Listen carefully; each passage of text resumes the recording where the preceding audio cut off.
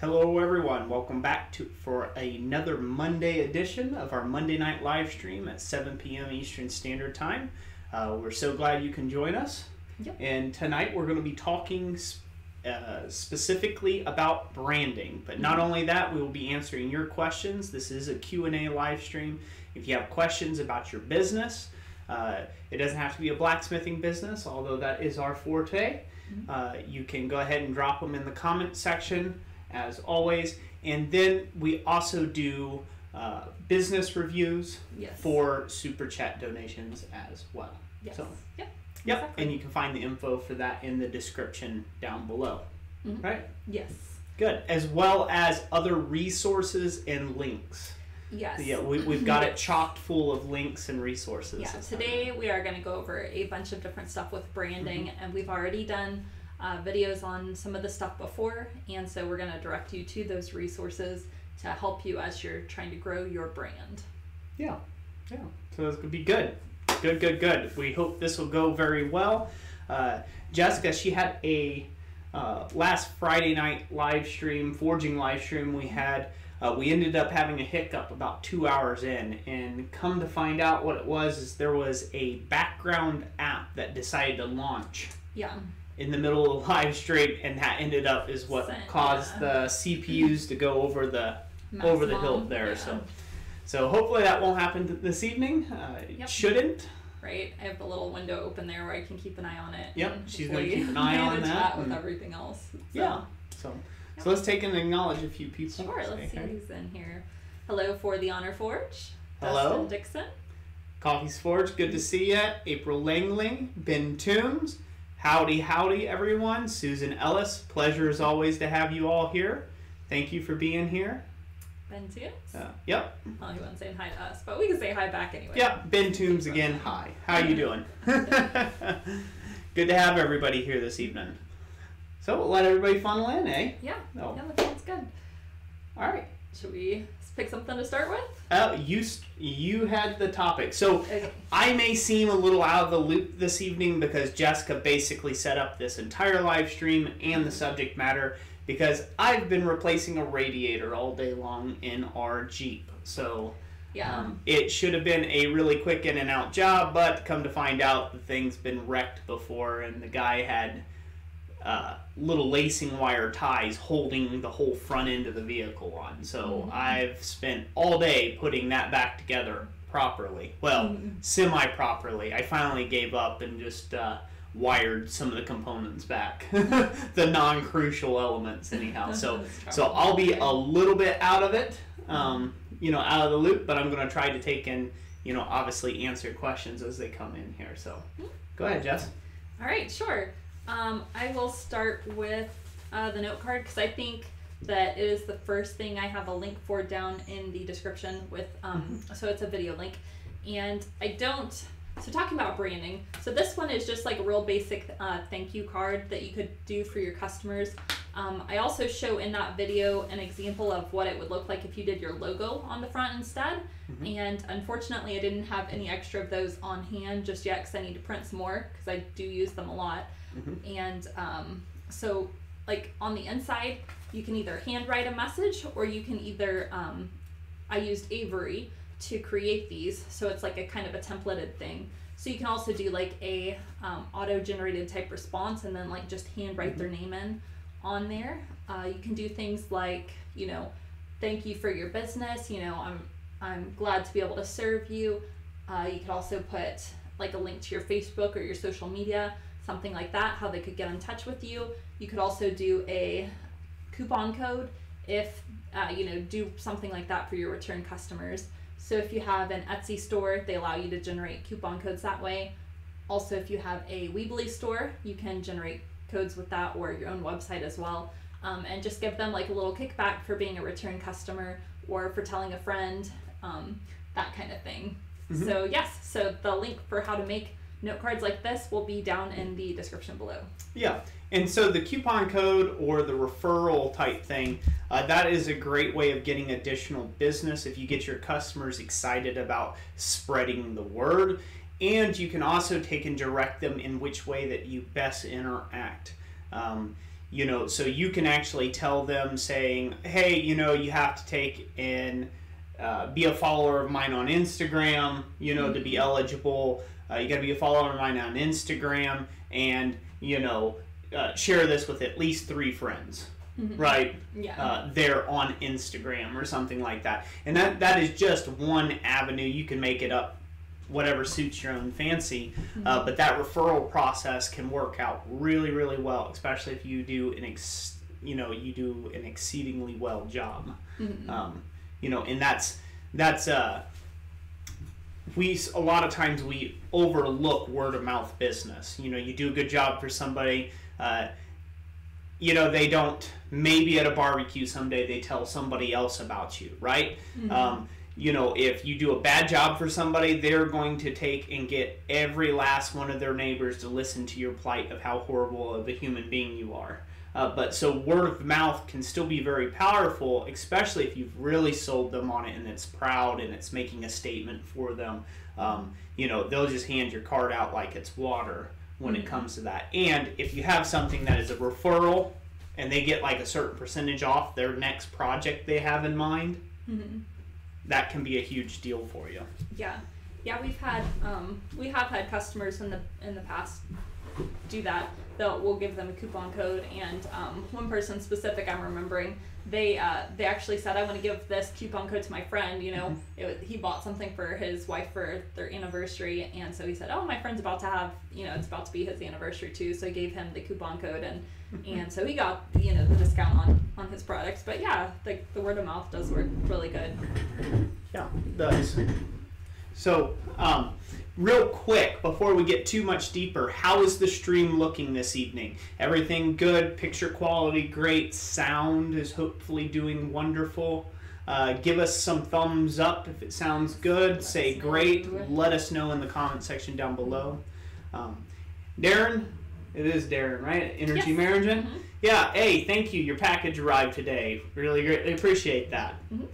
Yeah, and I saw your feedback you left on the cheat sheet, and really appreciate the feedback there. I'm not familiar with what software you're talking about that you spent $1,100 on to research the keywords and stuff. I'm a little curious about that, so you'll have to tell me what that's called. Maybe you've done it the hard way. Maybe there's an easier way, but I don't know. What he said in his review on the blacksmith cheat sheet was that all my keywords were right on spot, and he put them in this $1,100 software to see how they stacked up, and they were right on spot. So yeah. Also, let's acknowledge Darren again at Energy Management. Everybody give Darren a hand clap of applause and thank him for supporting the channel with the $25 super chat. We greatly appreciate it. Yes. That is awesome. Thank you. And by the way, if you're wanting a business review, I don't know if that's just a donation or if you want a business review, but you can let us know your website or if you're wanting us to review something for you as well. Yep. So Susan Ellis looks great. Justin Wells, I've been waiting for the stream. Awesome, Justin Wells. Good to have you here. I believe I had seen his message earlier saying that he's looking forward to it. So. Yeah, you just shoot those questions away. We'll be glad to answer them tonight. Darren said he'll PM us the info. Okay, Cool. So, yep. Hey, Graham Pepper, good to have you in the house. Thank you for being here. Red Forge Tools Limited says, hi, I love your channel and keep up the good work. Hey, thank you, Red Forge Tools Unlimited. So, good to have you here. So, the big reason why we do these streams, and this is for people who are maybe new to the channel or haven't been a part of the, are not in the know, so to speak, on this. We really have a heart for seeing other people succeed. We really, really, really do want to see other blacksmiths succeed at this craft and do it as a business too as well, if that's something that you're into. And like never before this year, we decided that we were going to take that extra step and put out extra content, take extra time out of our business and out of our lives to make sure that we are investing as much time as we can on building up others, because you know, we have been so blessed in our business, and we just want to take and share that around with you all. And there's a tractor running outside. Excuse that for a second. They might not be able to hear it at all. They might not have been able to, but there was a tractor. It just went vroom. But yeah, so that's basically, you know, that's the basic premise of our channel. So a lot of people, there's been some recent flack that I have received about posting too much. And I don't post videos for everybody. I post videos for specific topics that maybe somebody's asked me and things like that, and then we can all learn. So please feel free that if you don't want to hit the jingly bell for notifications because you don't want to get 2 posts a day, 7 days a week, and 2 live streams a week coming to your inbox, please feel free to unhit the you know, jingly bell on the notification side of things, and we will still be here, still doing that, not going to stop that posting schedule, unless I'm dead or incapacitated. Right. Yeah, and so, yeah, for anybody who is new to the channel, if you're kind of curious about what exactly it is we're talking about as far as, like, so you've probably seen that Roy does a lot of blacksmithing tutorials and also blacksmithing projects. So then we also, on the other hand, we have blacksmithing of business. So last year we did the Business of Blacksmithing playlist, and that was kind of some longer 10 to 20 minute videos talking about different topics that relate to running a blacksmithing business. And then more specifically this year we do the 3 at 3s, which is at 3 o'clock Eastern time, that is, our little 3-minute business tips come out. Yeah. So. Yeah. So I just want to acknowledge this first. Susan Ellis had said, Paul says hi and good night. He is white. Well, good night, Paul. We probably just missed that. And then, let's see here. Red Forge Tools said, I'm 15 and I got a contract for my school to make all of the tools for them. Nice. That is awesome. That's cool. That is awesome. And who knows, you might get contracts with other schools. That could turn into a big thing for you and go towards a long way. Yeah, like totally document the process, you know, like take some pictures along the way and the finished products too. Yeah. And send them over to Christ Centered Forge@gmail.com. I would love to see some of those as well. Or if you're on Instagram, you can tag us there. Or if you're on Instagram, tag us there as well. I'd love to see what you're up to. Yeah, I don't know for certain the rules on starting a Facebook business page. I'm not sure if you have to be 18 or not. You could always look into that and start building yourself a little bit of a presence there too if you're looking to get into that as you continue getting older. Billy Strong said, post more, LOL. Post more. Like, once an hour? Yeah, Billy Strong, they all forget. All the new subscribers haven't been here long enough when I was doing 3 posts a day.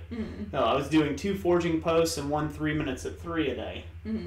I did that for a long time, for a while. It ended up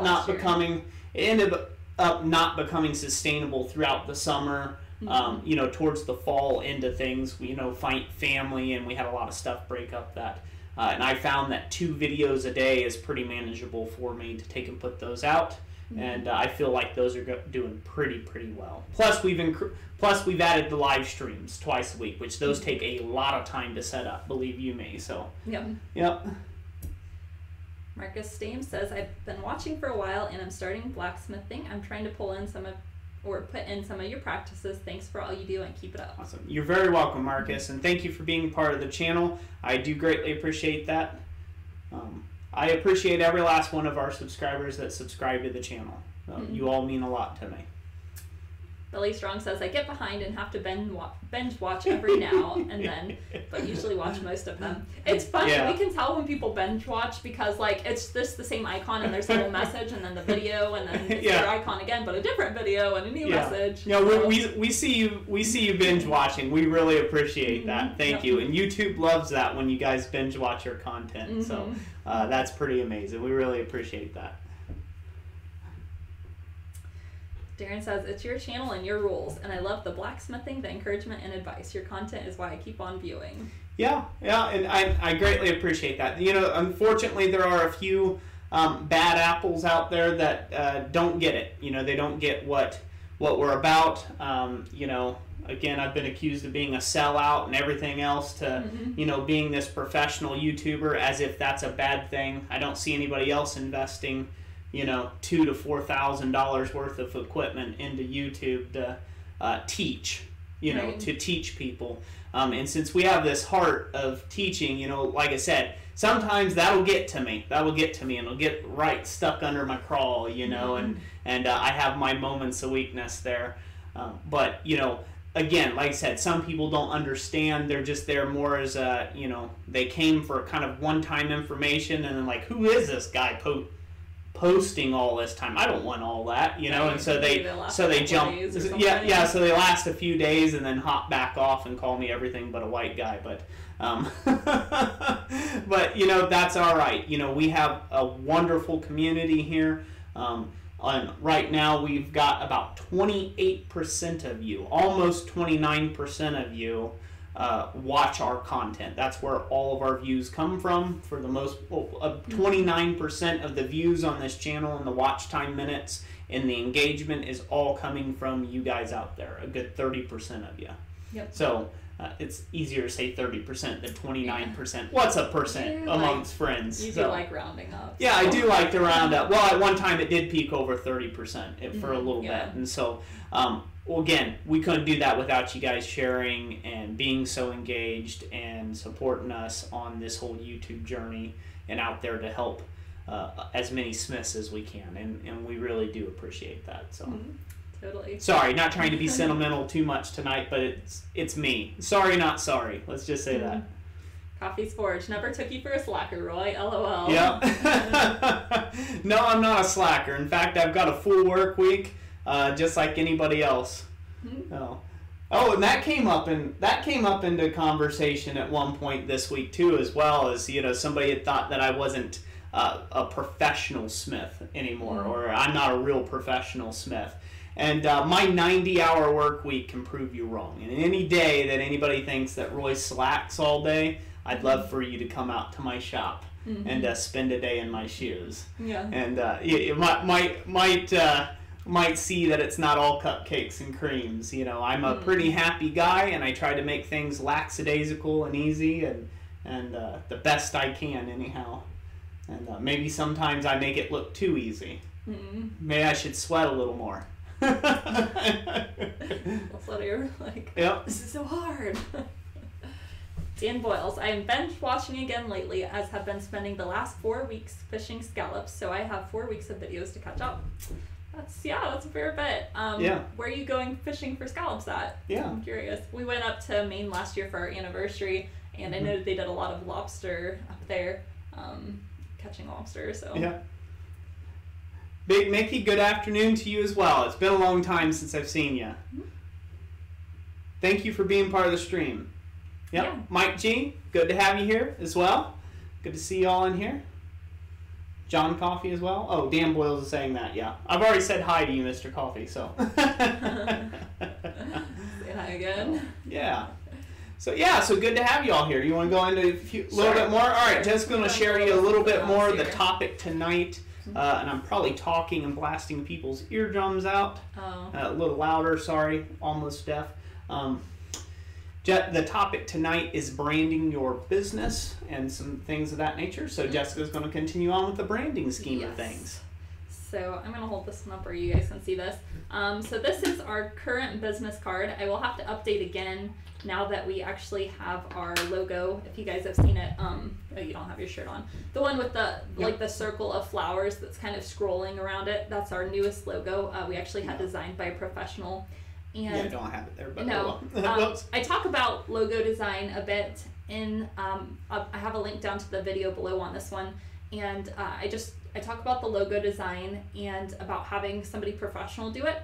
And the person I recommend, they're actually very inexpensive, and they'll provide you the PNG files and stuff. And the range is about $10 to $25. And like I've had really good success with this person anytime we've had them design something. They actually designed the shirt Roy's wearing here, the beam hammer. The beam hammer for anybody who's built the beam hammer. Yep. We have a beam hammer shirt out there on teespring.com. So Yeah, so if you're interested in having a logo made up, go look at that video, listen to what I have to say about logo design, and then you'll also find the graphic designer's contact information at the bottom of that video. So I was going to talk about business cards here for a little bit. And so you can incorporate a logo into a business card. And on this particular business card is the photograph. We've been using this for a while kind of as a logo on a bunch of our stuff. If you go way back, you'll see the same picture. It's actually of Roy's apron on the beginning of our videos. So, and then on the back side, we have, you probably can't see this very well at all. Yeah, we probably can't see that at all. But name, artist, blacksmith, phone number, email, and website. And that's pretty much that's your basic info. You want to include all of those things. If you have it, you may not have a website. If you don't, we'll talk about that a little bit later. But so that's one business card, and then here's another one that we created for YouTube. It also has that same logo photograph on there that kind of ties it all together. So when you take something like that and you have it in multiple places, it makes your followers, it makes them easy to identify you. So if they're on your Instagram, if they're on your Facebook, if they're at your website, no matter where they go, they can be sure that, okay, this is the same person.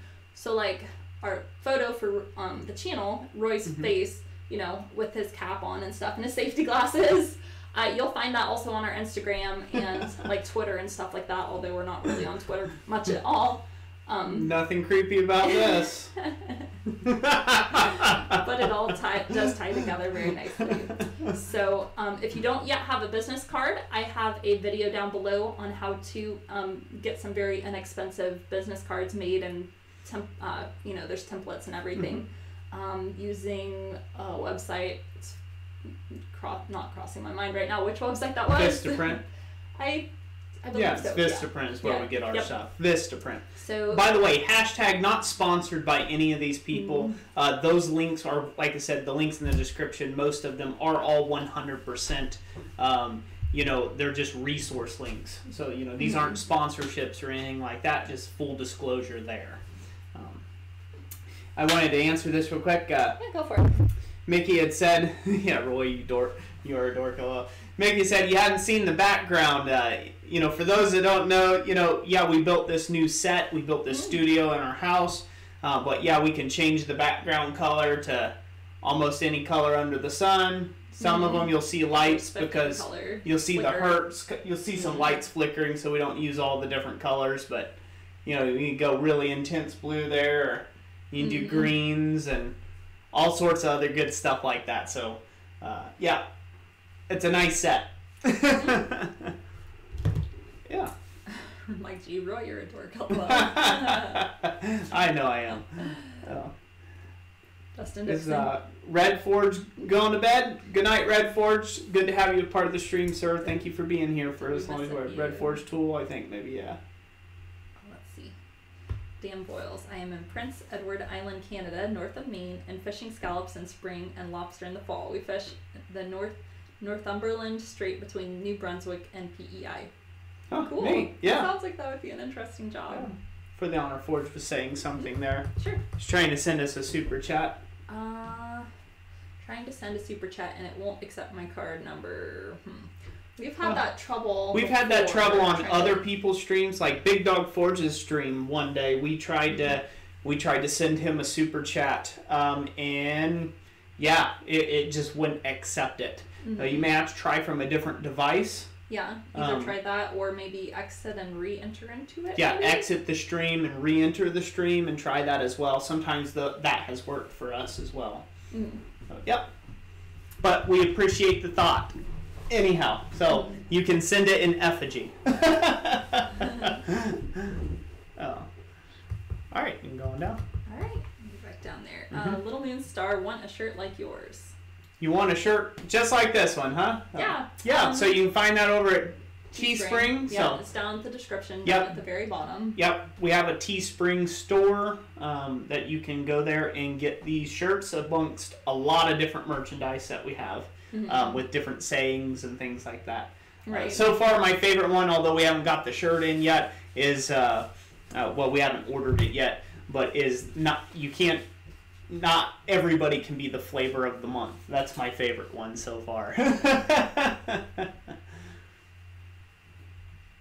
Yeah, Darren, have you registered your logo yet? No, we have not, and I forgot all about that, and I made a note, and I'm going to do that because, yeah, I need to get to that.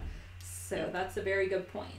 And, you know, there is certain provisions in the type of, like, registering your logos and your business trademarks.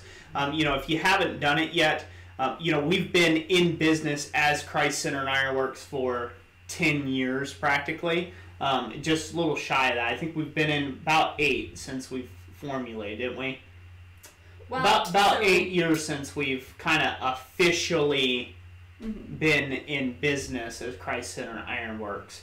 And then we didn't formulate the LLC until what, just a few years ago? Yeah, just a few years ago. Just a few years ago. So there is kind of a, whatever you call it, kind of like, it's kind of like a grandfathered-in clause type deal. And it does get kind of iffy. It does get iffy, though. Somebody can try to do that, and we'll definitely have to get that registered. Yeah. Now that we're so public and all. Dan Boyles, that's why I call myself a seasonal blacksmith, as I have to go fishing until blacksmithing can provide my full-time income. Hey, that's all right. That's all right. There was, I do, that reminds me, I want to share this little story about Maine. So when we went to Maine, we went to Idaho, and it's like 12 miles off of the coast of Maine there. And so this little town that you had to go to before you could catch the mailboat to get out to the island was called Stonington. And it was just this adorable little fishing town, like all the little houses overlooking the sea and stuff, and it was so cute. But when we came back from the island, we decided we were going to walk around to some of the shops. And there was this guy there who was, he took found glass, and he did like all these nautical knots and made jewelry, and he made these different designs from them, and he had a cute little shop there.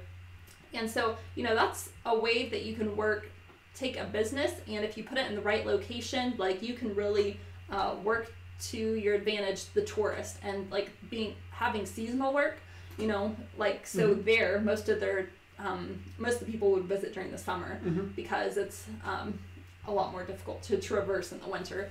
But yeah, you can still take even one season and make a large majority of your income if you do it right. Yep, definitely. So a couple people want a "Where's a Roy's Rant" t-shirt. Oh, we should do one of those. We do, and I still have to do the one on my face too. Remember? Yep. It is what it is. Yeah, we got to do that too as well. So yeah, I got some backlogged work here to do. I think I've got some angry face pictures of myself. I'll just put my angry face on there in a Roy's Rant. So yep, we'll do that.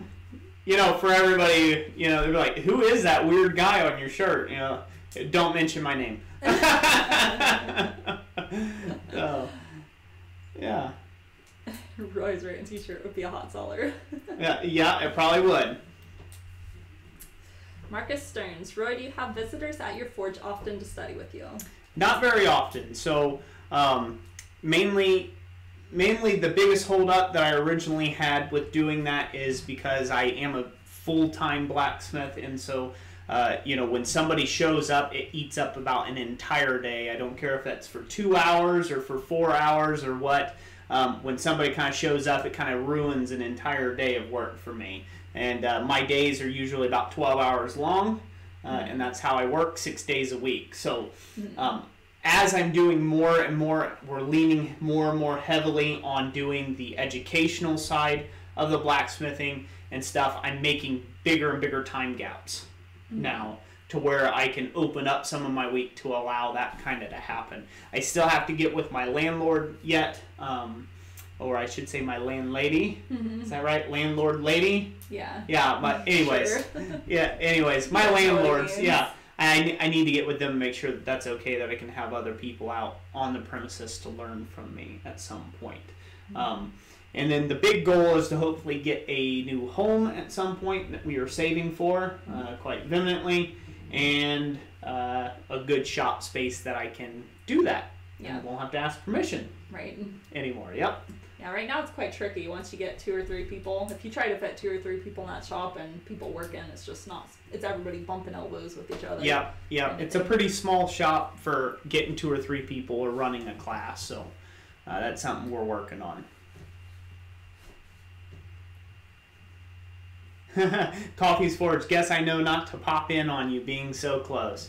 Popping in's not a good thing. Texting me or emailing me first and setting up a date, that's much better. Yeah. Yeah, well, I mean, obviously, he's intermittently filming throughout the day. So, I mean, you never know. Yep. It's not like we have a big flashing sign out in front of the shop, in, what is that, in filming, or I don't know. Whatever. Yeah, in studio or filming in progress. There no, we go. don't have any of that. So maybe we need one though.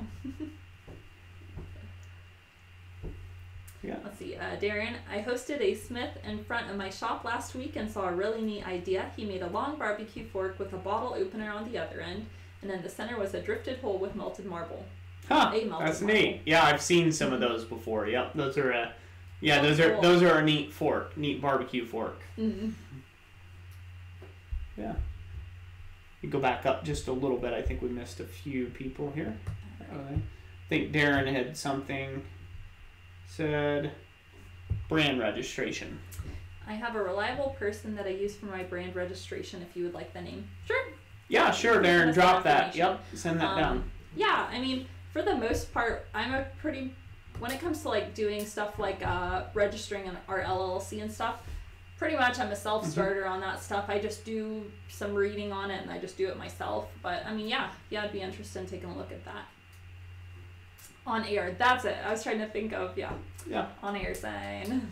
Yeah, if there's anybody who wants to visit with me, I just have to do it in a scheduled manner, and I have to schedule it around my deadlines. Mm-hmm. And I'm more than happy to hang out with somebody, and I just ask anybody who's ever been out to my shop.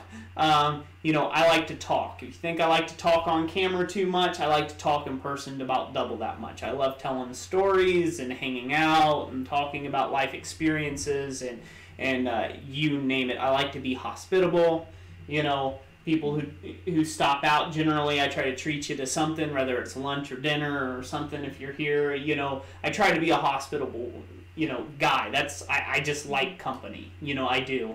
Unfortunately, when you've got to pay the bills and you've got to make deadlines, you got to make deadlines. And so if you can schedule it, email me, talk about it. Might be a few months out than what you're thinking or whatever, but we will try. Nothing wrong with a visit from time to time. No, not at all. Nope, we enjoy it.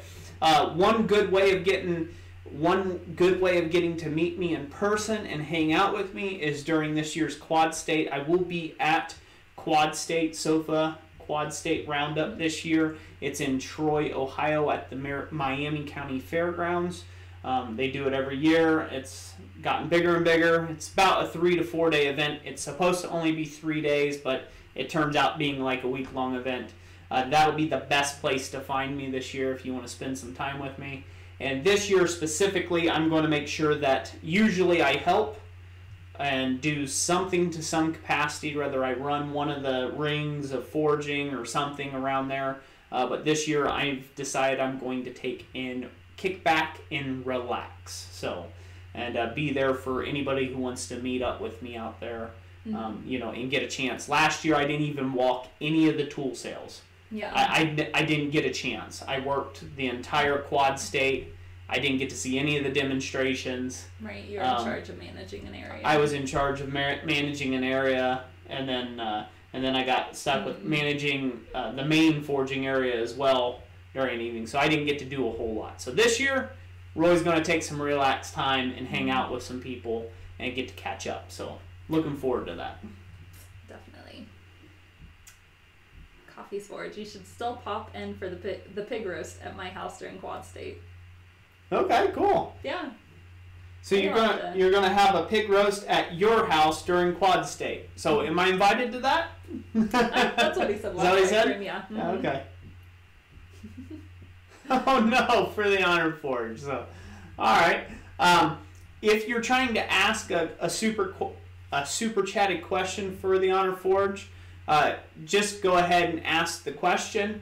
You know, we know you're good for the $10. We'll just answer you whatever it is. Don't worry about it. If you really feel the need that you need to send us something, there you can also go over to our website, blacksmithpdfs.com, right? Yeah. And there's a PayPal donate button there. You can always just send us something through PayPal. No, donate, that's not our right? website. It's down in the bottom in the links. Okay, well, it's down in the links down below. You can just go to PayPal donate type thing if that's something you're into, and you could do that as well. Mm-hmm. Yeah. Yep.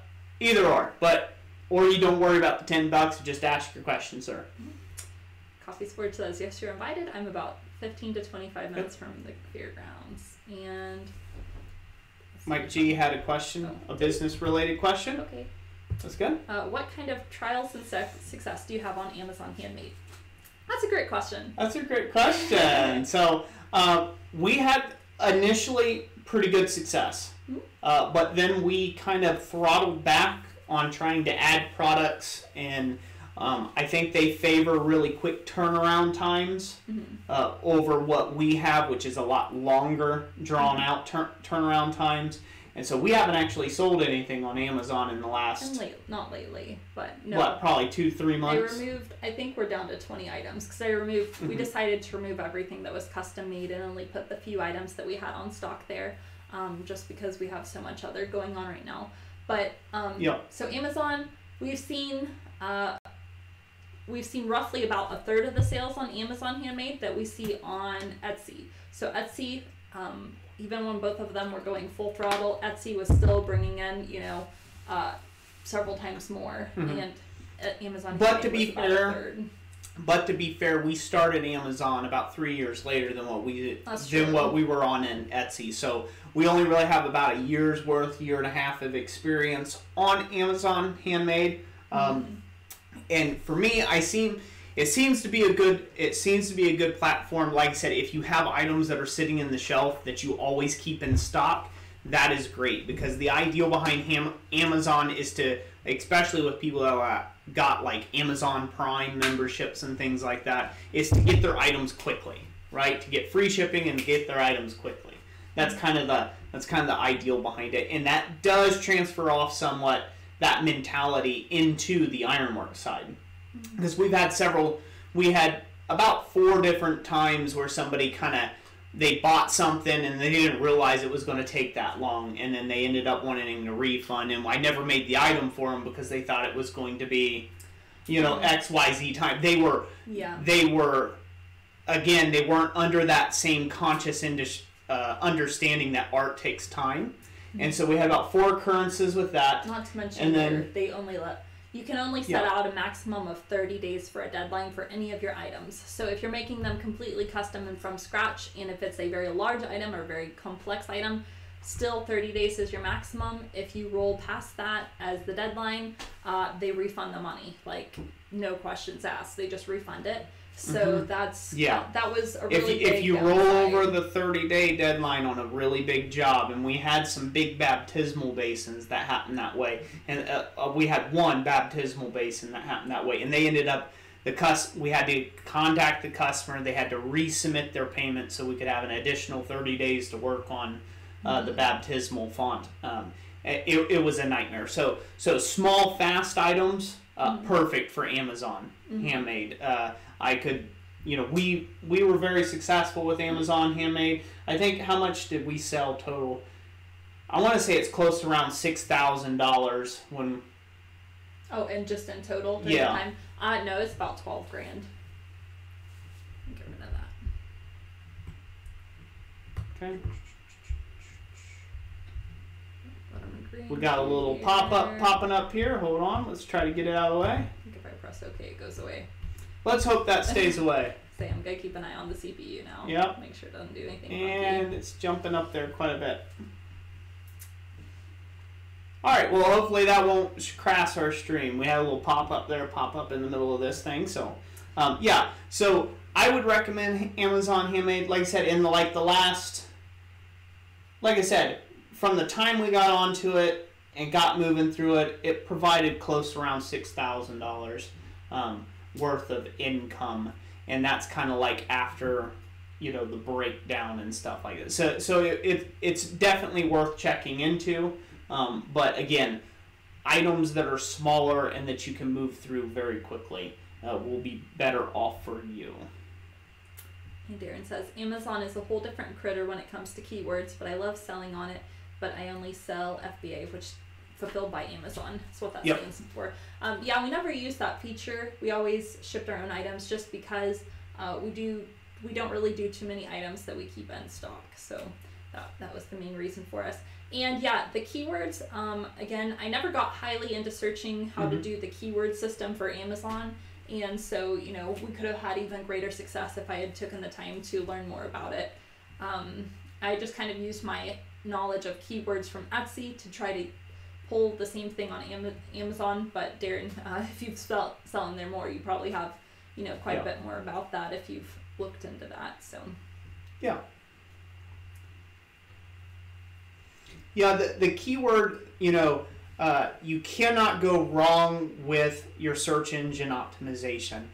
The internet wants Google, AI wants information. The more information that you feed it about your business, the better off you're going to be. You know, if you write very bleak descriptions, you don't tie in same wording across the board, you know, from your title to your description to you know, your tags and things like that. And if you don't link all those things together and you don't have proper branding, this is running right into this, you know, you're not feeding Google enough information, and so therefore they cannot connect you with the people that are out there looking. So basically that's what they want. That's what they want to do. They want to find shoppers that are shopping for a certain thing or have a history of shopping for a certain type of item, and they want them to purchase through these sites that are paying them lots of money, billions of dollars, to get ranked #1 in their search engines and things like that. And they want you to get found. You just have to feed the beast as much information as you can.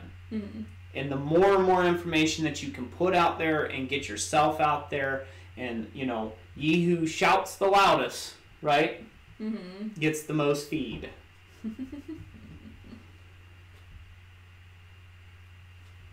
All right, what else we done? So hopefully the stream's still going good. We got 25 people watching, looks like. The stream health says it's okay. Hopefully everybody still got our audio and picture and all that other stuff after that little pop-up incident. Good to go. About something else here? Yeah, let's talk a little bit more about the branding here. All right, the next thing I'm going to show you is a little product tag, and you'll see how well you guys can see this here. Yeah, there you go. Good. Okay. Yeah, this is when we sold hand-forged skillets, we would put these little tags on our skillets and use some little jute rope and tied them on there, and they went on in a handmade cedar box. And so so that's the front of it. It's just a picture of one of our skillets. And on the back side, we used the logo that we were using at the time that I just kind of made up ourselves, which is just like a little picture of an anvil with a cross and Christ Centered Ironworks above it. And then also our website down here at the very bottom. So this tag actually opens up, and it has information about the skillets in them. And it tells them how to take care of it. And, you know, thank you for purchasing a skillet. Your skillet's pre-seasoned and ready to use. We suggest rinsing it off. And it goes into like the care information. Yeah, and this is really good for anything that has a handle or that needs things that's like cookware, spatula, spoons, forks, knives, kind of things like that. This is a perfect type tag. Bowls and vessels and stuff, not so much. You can't. There's not a way that you can tie it off on there. But this here is a great way. In it. With the package, if you wanted to go something this route. Excuse me. But yeah, care instructions. This is a great way to do care instructions. And again, it ties in. Sorry, I know I'm jumping you, but I want to involve here. Again, it has our branding. It has our branding at every point, you know.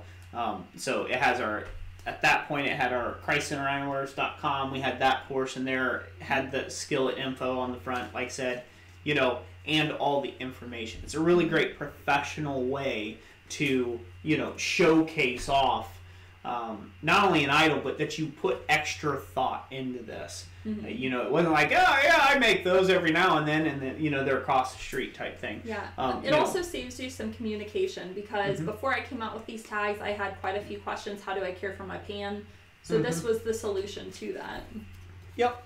Saves you time on having to email back and forth. Before anybody asks, no, we do not make skillets anymore. So, you know, I stepped away from that product line. Yes, it was going well. Yes, we could sell a bunch of them, but I wanted to get away from that. I originally created that product line in our company in hopes of hiring an employee to stand there and press skillets and make handles and things like that. But that ended up tanking. That didn't work out. And then I got myself to where I had to press the skillets and I had to make the repetitive work all day long. And I'm not good at repetition. I'm not good at repetitive work. That's not my forte. I can do it, but it is soul-crushing work for me. So yes. So how did you make those? If you're talking about the tags, Avery.com. If you're talking about the skillets, we actually do have a whole entire 3 series on how to make a hand-forged skillet. 3-part series. So check that out. Those do sell well. You can sell them in excess of $100 a piece. There is mention of them in the blacksmith cheat sheet, and I go into detail there on the tags and keywords and whatnots. What else do I want to say? I was going to say something else about them, and it flew away. Okay. Yep. What were you going to say? It flew away. No. I wanted to say hello, Big Dog Forge. Tim, good to have you in the house this evening. Thank you for returning the favor and coming and visiting our stream. We greatly appreciate you. And we always enjoy hanging out with you on a Sunday morning when we're being lazy bones and not going to church like we should be, huh? Yeah, just a different kind.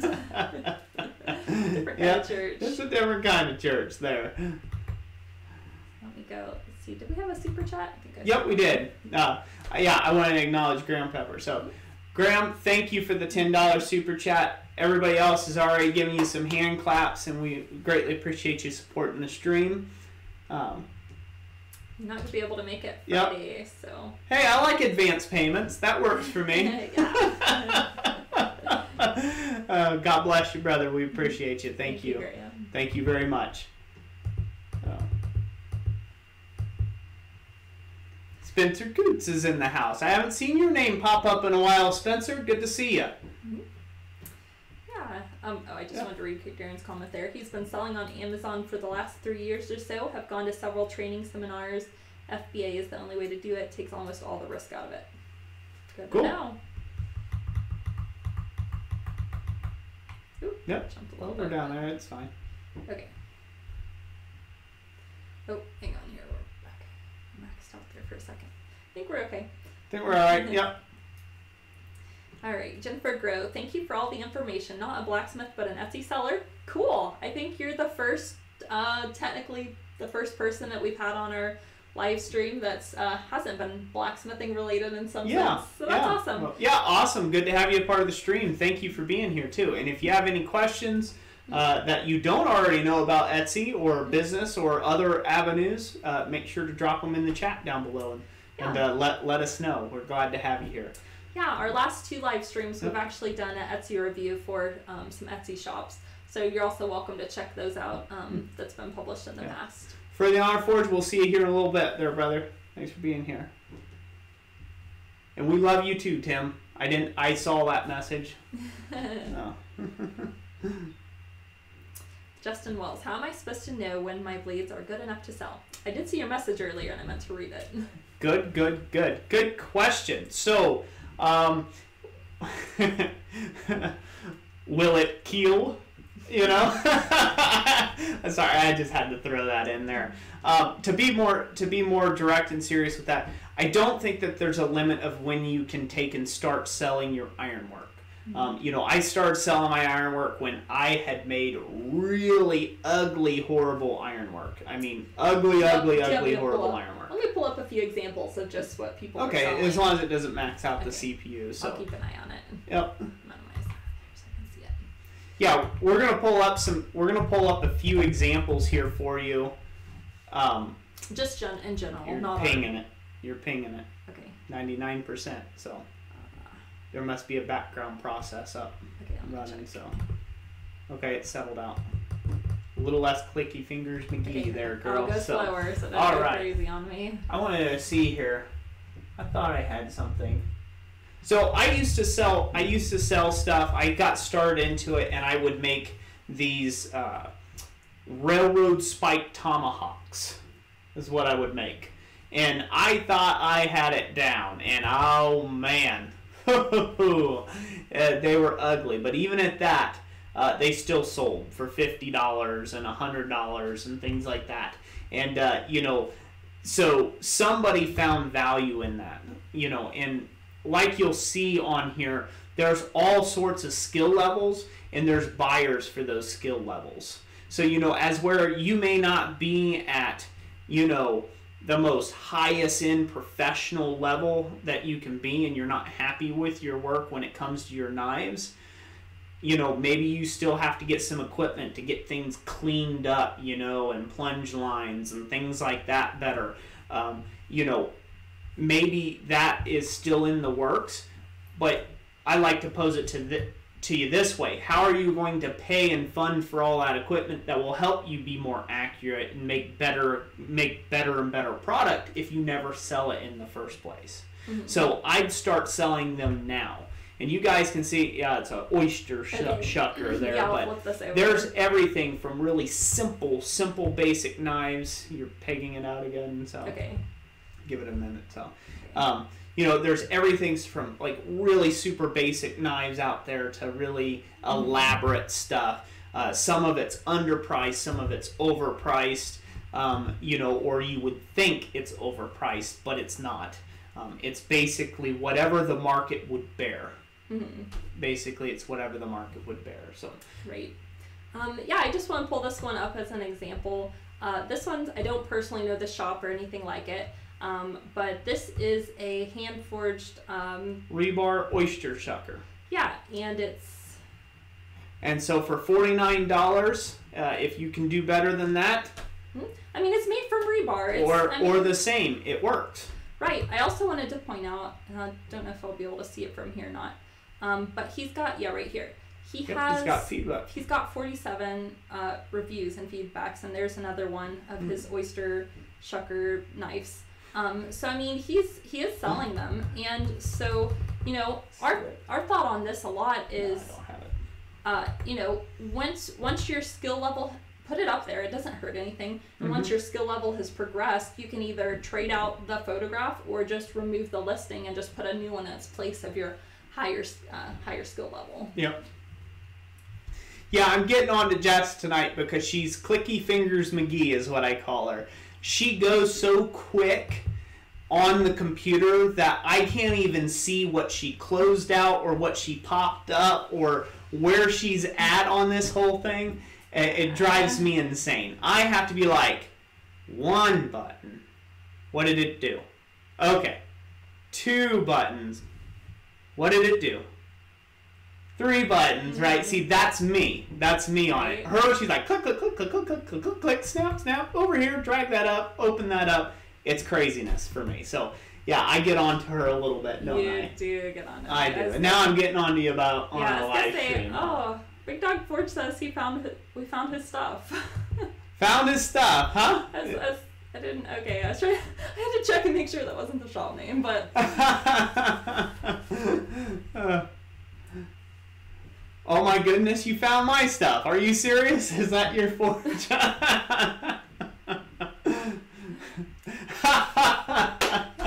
Darren said I need an etch and sketch for a tablet. There you go. Stone and chisel. Gotta dial it in. Yeah, that'll work good. So. Yeah. Yeah. No, the main reason why we were talking about that, I was getting onto her, is because we have to watch the CPU on it. If you peg it over 100 CPU and it's too taxed, it'll drop the stream on us. So. Yeah. Unfortunately, it's weird. We haven't had that problem before where it was pegging at 99% whenever it was up. Something must be running in the background again, so we'll have to be careful with it. Right. Huh. Very careful, Jessica. Huh. That's right. Let's see. Mike G finally made my 10th sell on Etsy. Congratulations. Awesome, Mike G. Good. Yeah, it always seems like that once you have above the 10 mark, it gets easier from there. especially if you can get most of those customers to leave you feedback, that always helps too. Yep.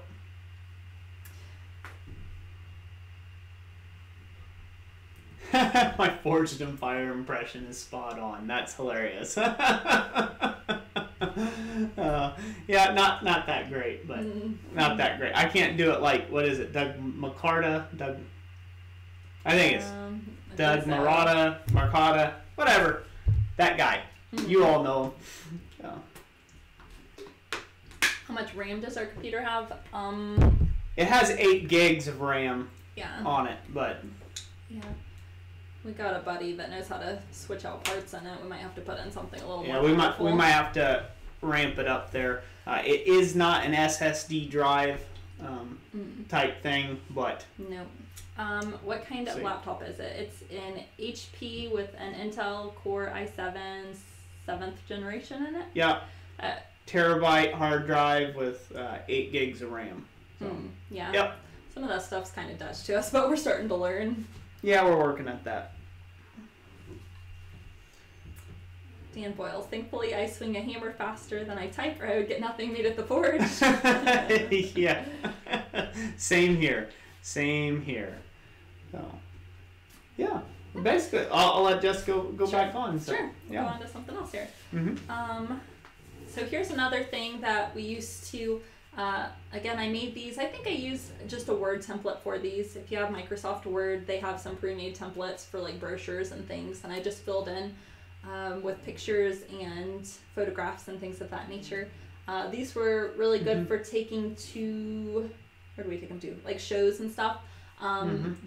People did try to take them more frequently than like, people would grab them and they weren't always the people that were really interested. So these you might want to, if you make brochures like this, keep them under the table. You can always offer a boatload of business cards first. Oh, here's my business card.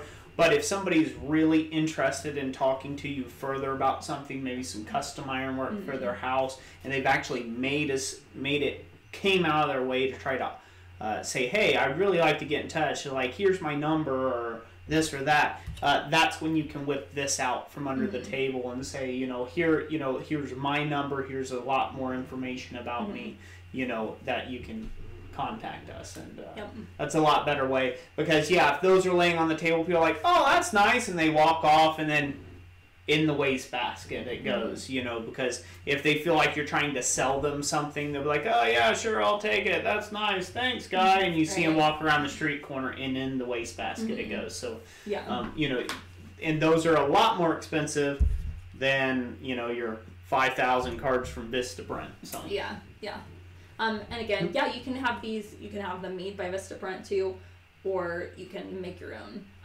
The glossy, if you get them made, like the glossy look is nice, and has more of a professional feel to it. As you can tell, this is kind of a matte look to it. But anyhow, the front cover, a picture of Roy and our business name, and down here, Roy Adams, artist blacksmith, is where we went with that. And then, so you kind of, with the trifold, you have a couple of areas where you could talk about several different services you offer. You could talk about your products. And this one, this first area here is an artist bio. So it was some information about Roy, where he's studied blacksmithing, how he's been active in the blacksmithing community and things like that. The center area here is our mission, talking about, what is important to our business and its values and our values. And then the section here is what we do, and went into a bit of the different types of ironwork you forge, and also some of the services that you offer, like custom forging and some heat treating, tool refurbishing, things of that nature.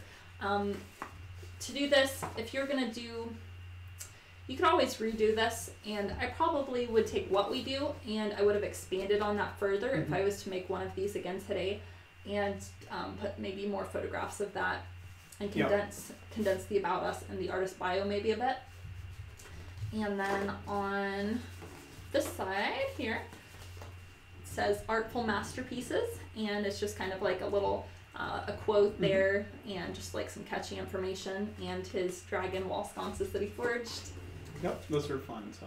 And then the back, it's got our logo. Again, talking about tying in the branding.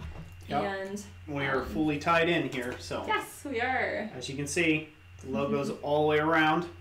Although this was an earlier logo without the laurels around it, the flowery scroll work. So, you know, that's, but it still kind of ties in the whole Christ Centered theme. So, yeah. And Darren, by the way, it was an Core i7 processor.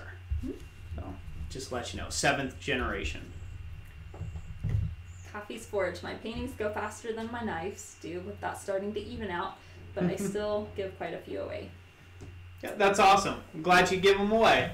Yeah, the painting. I like painting too, but I don't do it very often, but that's cool. I couldn't paint anything. I mean, I painted the wall back there, but that's it. Decorative painting, no. Coffee's Forge. I don't know if you know of the PCA 8 in Eaton, but they are actually getting ready to have a juried show very shortly, and I think the end of it, like, you can put in your entry anytime this month, but check it out.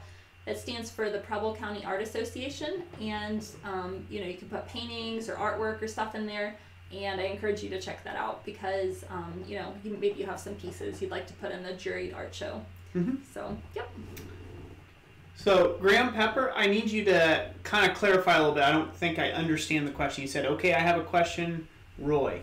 If you have no apprentice experience, what do you do there? If you can... Oh, I think you might be talking about the brochure. Oh. So, like, if you don't have any, like, talking about your bio. About the bio. Okay, good. Good, yeah. Yeah, if you haven't studied. Can I answer to this? Yes, go ahead. So that is a great place to take and put your mission statement, what you're about, your life experiences. You know, this doesn't have to be just around your forge or just around your business. This is meant to bring somebody into knowing you better and actually caring about the ironwork that you do and that you put yourself into. So this right here, you know, if you were in the military, you could add your military background, that you're a veteran and what, you know, where you served, you know, are you on a board of any kind? Are you in a church committee? Are you a local humanitarian person? Are you a volunteer firefighter? Are you a chef on the weekends? You know, it doesn't necessarily have to be relatable to the business at hand. This is about you specifically. It's meant to take, and educate the customer who they're dealing with as a person. You know, that you're not just some random dude that's looking to get their money, right? You are, you know, again, you are a real person, you're a real human being, you know, you're interacting with them in that way, and you're sharing a little bit about your life, a little bit of a window to make that person feel more comfortable with you. And as we've talked in other 3 minutes at 3, of getting on that first name basis, you know, where they feel comfortable having you come out to their home and maybe selling them that staircase railing, right? Or things of that nature. That's what this about you should be in here. So if you don't have that full line, like I said, a credit of all the people you've studied under, that is the next best thing to it. It could also be what you're doing currently. So, you know, you could put a bit in there about, you know, that you're running an Etsy store, and you know, you got an award for your sculpture that you put in there. See, that can be put in there as well. Yeah, definitely. Yeah. Let's see. Let me back it up. I hope that helps, Graham. Really do. Spencer Coops, do you get a notification if someone comments on an old video, or is that not how it works? Yeah, basically it's a feed. So just whatever comment is put in, like if somebody was to comment now, it would be at the top. If somebody commented a minute ago, it'd be just below that, and so forth. So it just comes in as a feed, whatever the most recent posted comment is. And even on an old video, like one way back that we posted 6 months ago, if you comment there, I will get a notification that you commented if it's a new comment. If you're commenting to somebody else's comment, I don't always get the notifications to those comments. Okay. So if you're commenting on somebody else's comment that they left for me, but I didn't specifically reply to that person's comment, and I was in that additional thread there, I won't get the notification for that. Sometimes it does distribute them later on, but it's not just direct and apparent. But we get over 4,000 comments a month, so that come through the channel. So there's a bunch of them out there. So if you have a specific question that you're wondering about, try, and this is the easiest way, try doing a search on the channel for that specific topic. Chances are I have already answered that question if it's a much older video. Yep. Because I like to answer questions as I go along with video replies and responses and work it out like that. So chances are there's something in the playlist section for you if you have a question. Yes. That way. So, yep. Definitely. Coffee's Forge. No, it doesn't matter that you're in Champaign County. It's open to anybody in Ohio. I believe is how it's set up. And also there's the Miamisburg Art Guild. And so I think it's the same with them there too. They do a summer juried show. Yep, I've been entered in both those. Yeah. And I'm not in Preble County. I'm in Montgomery. Yeah. So.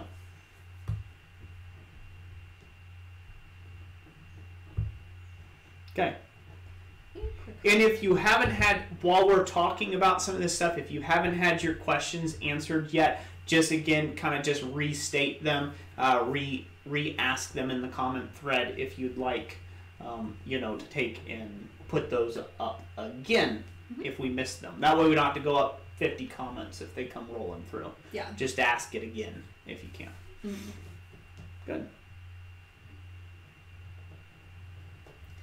KJ Owens, yes, I haven't heard from you in a long time. Mm-hmm. Good to have you back. Good to have you back and as part of the stream. Appreciate it. A couple people talk about Damascus in the comment section down there. That's good. Yeah. Coffee's Forge. Cool. Yeah. Yeah, and Mr. Coffee, sir, if you are ever in the neighborhood, again, try to give me a quick email or something first and see if you can stop by. I'd love to hang out with you and visit with you. It was a pleasure meeting you at Quad State and at the scrapyard. Never know where we might run into each other, huh? Never know. Oh. Yeah, I don't know. I don't think we've told them the funny story about the shirts. So we went out to have some dinner with some friends that Roy knows from his blacksmithing club up there in Tip City, and we were just going into a Mexican place. And one of the customers had come out wearing, just before we arrived, our friends had got there first, and they had seen somebody wearing one of our logo shirts there. Yeah. And they're like, hey, you know Roy! And they're like, we just met one of the subscribers. They had your shirt on. Yeah, yeah. Like, wow, what's the odds of that? Yep, so you got to get yourself some merch. That's the moral of the story. Yeah. It's kind of fun now because when I go up to Sofa, a lot of times I'll go up to Sofa on the first Saturday of the month. I didn't get there this last Saturday, but when I go up there, I see on a good day I might see 3 or 4 shirts of our merchandise. I can spot out the subscribers, and that's kind of cool. It's kind of cool. Little rock star status, huh? Yeah. Believe you me, that is actually a little more awkward for me than you might think. It's because I'm just a guy ultimately. I'm just a dude. I sweat like everybody else in my shop, and just again, I've got life stuff. Cars break down as mine did. Over the weekend, right? And you name it. Life. So I'm just an average, ordinary, everyday guy, and who you see here on camera is exactly who you'll meet in person. So there is no facade here. Sometimes I wish I had a facade because maybe I'd be more likable, but then again, no such luck. No such luck. You guys are stuck with this. You're stuck with this, whether you like it or not. We're going to get to you here in just 1 second for the Honor Forge, and we'll answer your question on that. I just wanted to share one other thing. So there's a guy on YouTube, his name is Rusty Peterson, and he did a shout out for me in one of his videos. It was about a week ago, I guess it was, of his top 5 I think it was his top 5 blacksmith channels that you should go subscribe to, that he likes to watch. And he showed a little short clip, and the way he explained me was like, oh, Roy, he puts out a lot of information, he does a lot of great stuff there. He said, he's like, he's got an opinion, you know, whether you agree with it or not. And I'm like, yeah, that pretty much sums me up, you know. So whether you agree with me or not, I'm not sorry. I just, you know, I am who I am, you know. And if you're going to say I'm wrong about something, prove it. That's kind of my thing on it. And proof is in the pudding. You know, I want to see the work behind it. And if I can see the work behind it, then I'll concede, but not a second sooner. So, you know, I'm kind of, that's both a good and a very bad thing on my part, you know, so you can get a little prideful with that, and humility can be an issue. So, but I thought that was a great sum up of my channel, was he's got an opinion whether you like it or not. Oh. The dog forge says I wouldn't have it any other way. I appreciate it, Tim. So, you know, I can't be fake for people. I have a t-shirt that I made up off of Evan Carmichael's, you know, your one word type thing, and I believe in being an authentic individual. You know, you may not like what you see because I'll lay everything out on the line. You know, you ask about my dirty secrets, I'm going to tell you my dirty secrets, you know, because who knows, maybe you're struggling with something, right? And I can try to help you through that and say, hey, well, you know what, I mean, I don't have it all pulled together, but this is what I do about it. And I'm very open in that respect. And I believe that if you shine a light in all dark corners, there are no dark corners. You have no dark closet corners. People can't call you out for a hypocrite and say, ha-ha, I gotcha.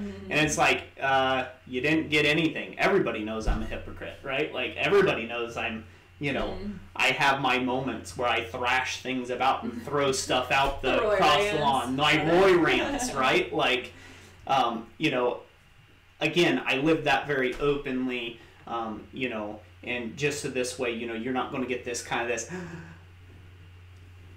like, fake face guy on camera, and then when you meet me in person, you're like, wow, that guy's a complete tool. You know what I mean? Like, I'm not into that, so, you know, so that's how this channel's run. That irks a lot of people off. It's quite funny. So as I have a fan base, I bet you if I were to Google it, I've got an anti-Roy club out there somewhere. Club. Yep, an anti-Christ Centered Ironworks club. I bet you there is something out there like that. Cool. Now let's go back up and answer for the honor forge. Yes. Sorry, I was chatting there for a little bit. We did not answer your question yet. Yeah, we did not answer your question, but let us answer. For the honor forge, his question was, in case the question had not yet been answered, when doing demonstrations, what type of insurance is best for covering the event and at-home forging or installation in a client's home? This is a topic that I'm still trying to research because I want to give you guys a very thorough answer. And so what I'm aware of currently is a general liability insurance. Now, I'm getting with my insurance agent and trying to find out the specifics of this to find out kind of like what exactly it covers, and find more of the ins and outs, and also some of the other business related type insurances. So I don't have a very in-depth answer for you at the moment because it's still under research. Some of the things that you can do to take and protect yourself, you know, is you can do a general liability waiver. You can do that on a contract type basis. A lot of that can take and help you. You know, again, a liability insurance is going to cover you a lot further than just a piece of paper that somebody signed to, because sometimes signatures don't go as far as you may think in court. The more documentation that you can have, the better when it comes to that. Certain events that you do, they carry insurance for the event, so to speak, everything that's going on. They actually carry, you know, insurance for, like a general insurance for if anything happens while on site, right? So say somebody stubbed a toe or they slipped and fell in the men's or your women's restroom or something like that. They already have certain provisions if it's an event. And in that point, you have to ask the event coordinator, and then they're probably going to tell you the same thing, is that, you know, you need to carry probably your own insurance, you know, if you want additional coverage than what theirs provides. But again, we're going to get that information really good and compiled up and comprehensive. You know how Jessica is, and then we will answer that question more in depth in another live stream. I'll probably do a specific video on it, so it's out there in a condensed version for anybody who needs like a 10-minute answer or whatever. So we are consulting insurance professionals right now to get a much better, I guess you would say, more legalistic answer for you. It is always with an attorney as well. And we've also spoken to an attorney about it too and things. So it is a complicated issue. Insurance, anytime you start talking about business insurances, coverages, taxes, things like that, you can get in a heap of hot water if you don't consult professionals. You know, consulting other smiths and other people around is a good way of kind of getting a general base knowledge of it, but you really just have to pay the money out and have a professional look over your specific situation. You know, just like ours was asking us more specific questions about our company, which may not necessarily help your company. Right. Which when I do that video, I'll try to include the whole process in there, like the questions they asked and things like that, because how you answer those questions, they'll affect your rates and stuff like that. So. Yep. So until you settle on what type of insurance is right for you, I highly, highly, highly suggest you pay an attorney to draft you a liability release type thing in a contractual agreement. So let's say you're doing an installation in someone's home, you need to have something that is very specific that homeowner can sign to. Like, you're not responsible for their pet cat dying, because it fell off the steps by accident. It jumped the railing that you just installed. You're not responsible for that. And an attorney is going to be better at writing that up in legalese for you to where it'll actually stand and hold water in court if you were to ever have that problem.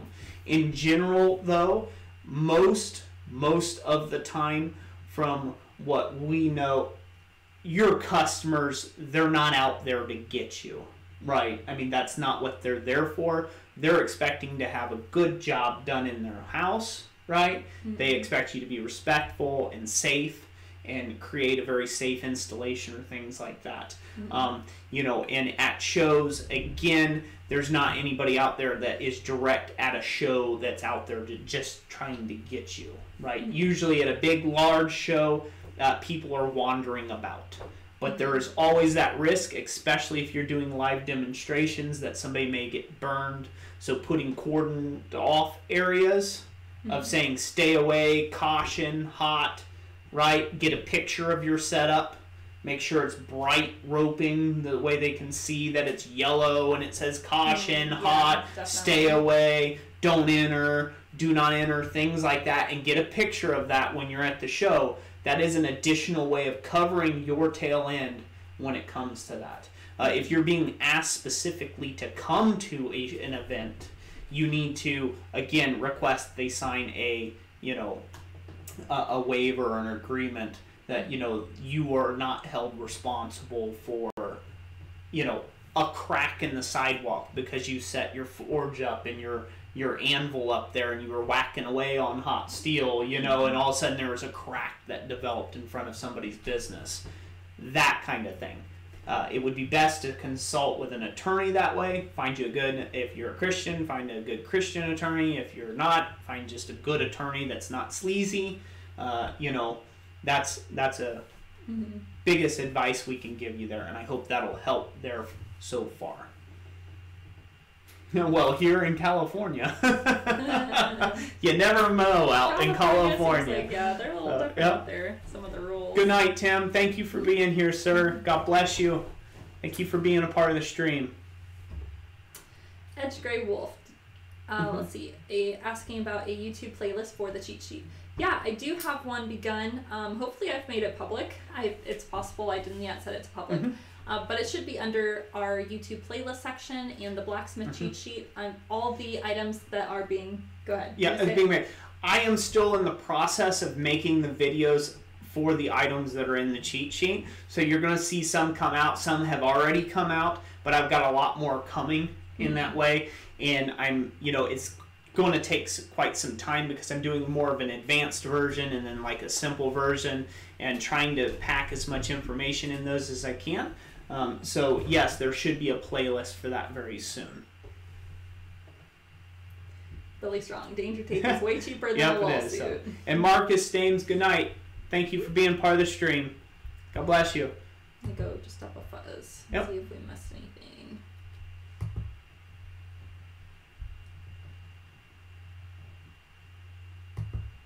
I think we're good. Yep. Yep. All right. Good. Spencer Coote said preach. Good. Yep. Yep. Danger tape is definitely way cheaper than a lawsuit. So you put that up, that'll cover you. So. Yep, there is some sleazy Christian types out there. Mm-hmm. They claim to be Christian and they are not. They don't have the values that you would expect of them. Basically, if they try to tell you that if you get somebody you can tell they're going to be a sleazeball if they're always trying to work an angle. They're always trying to tell you, oh, well, we'll find some loopholes or we'll find some back away. You want somebody who runs it by the book and is straight-laced by the book because you don't want to chance your company and your bread and butter and everything you put your heart and soul into to a loophole, right? Mm-hmm. Or finding a special way of, getting it done dirt cheap. Don't do that. Pay the full price, pay the cost that it is to protect yourself in business, and you will never be sorry that you did.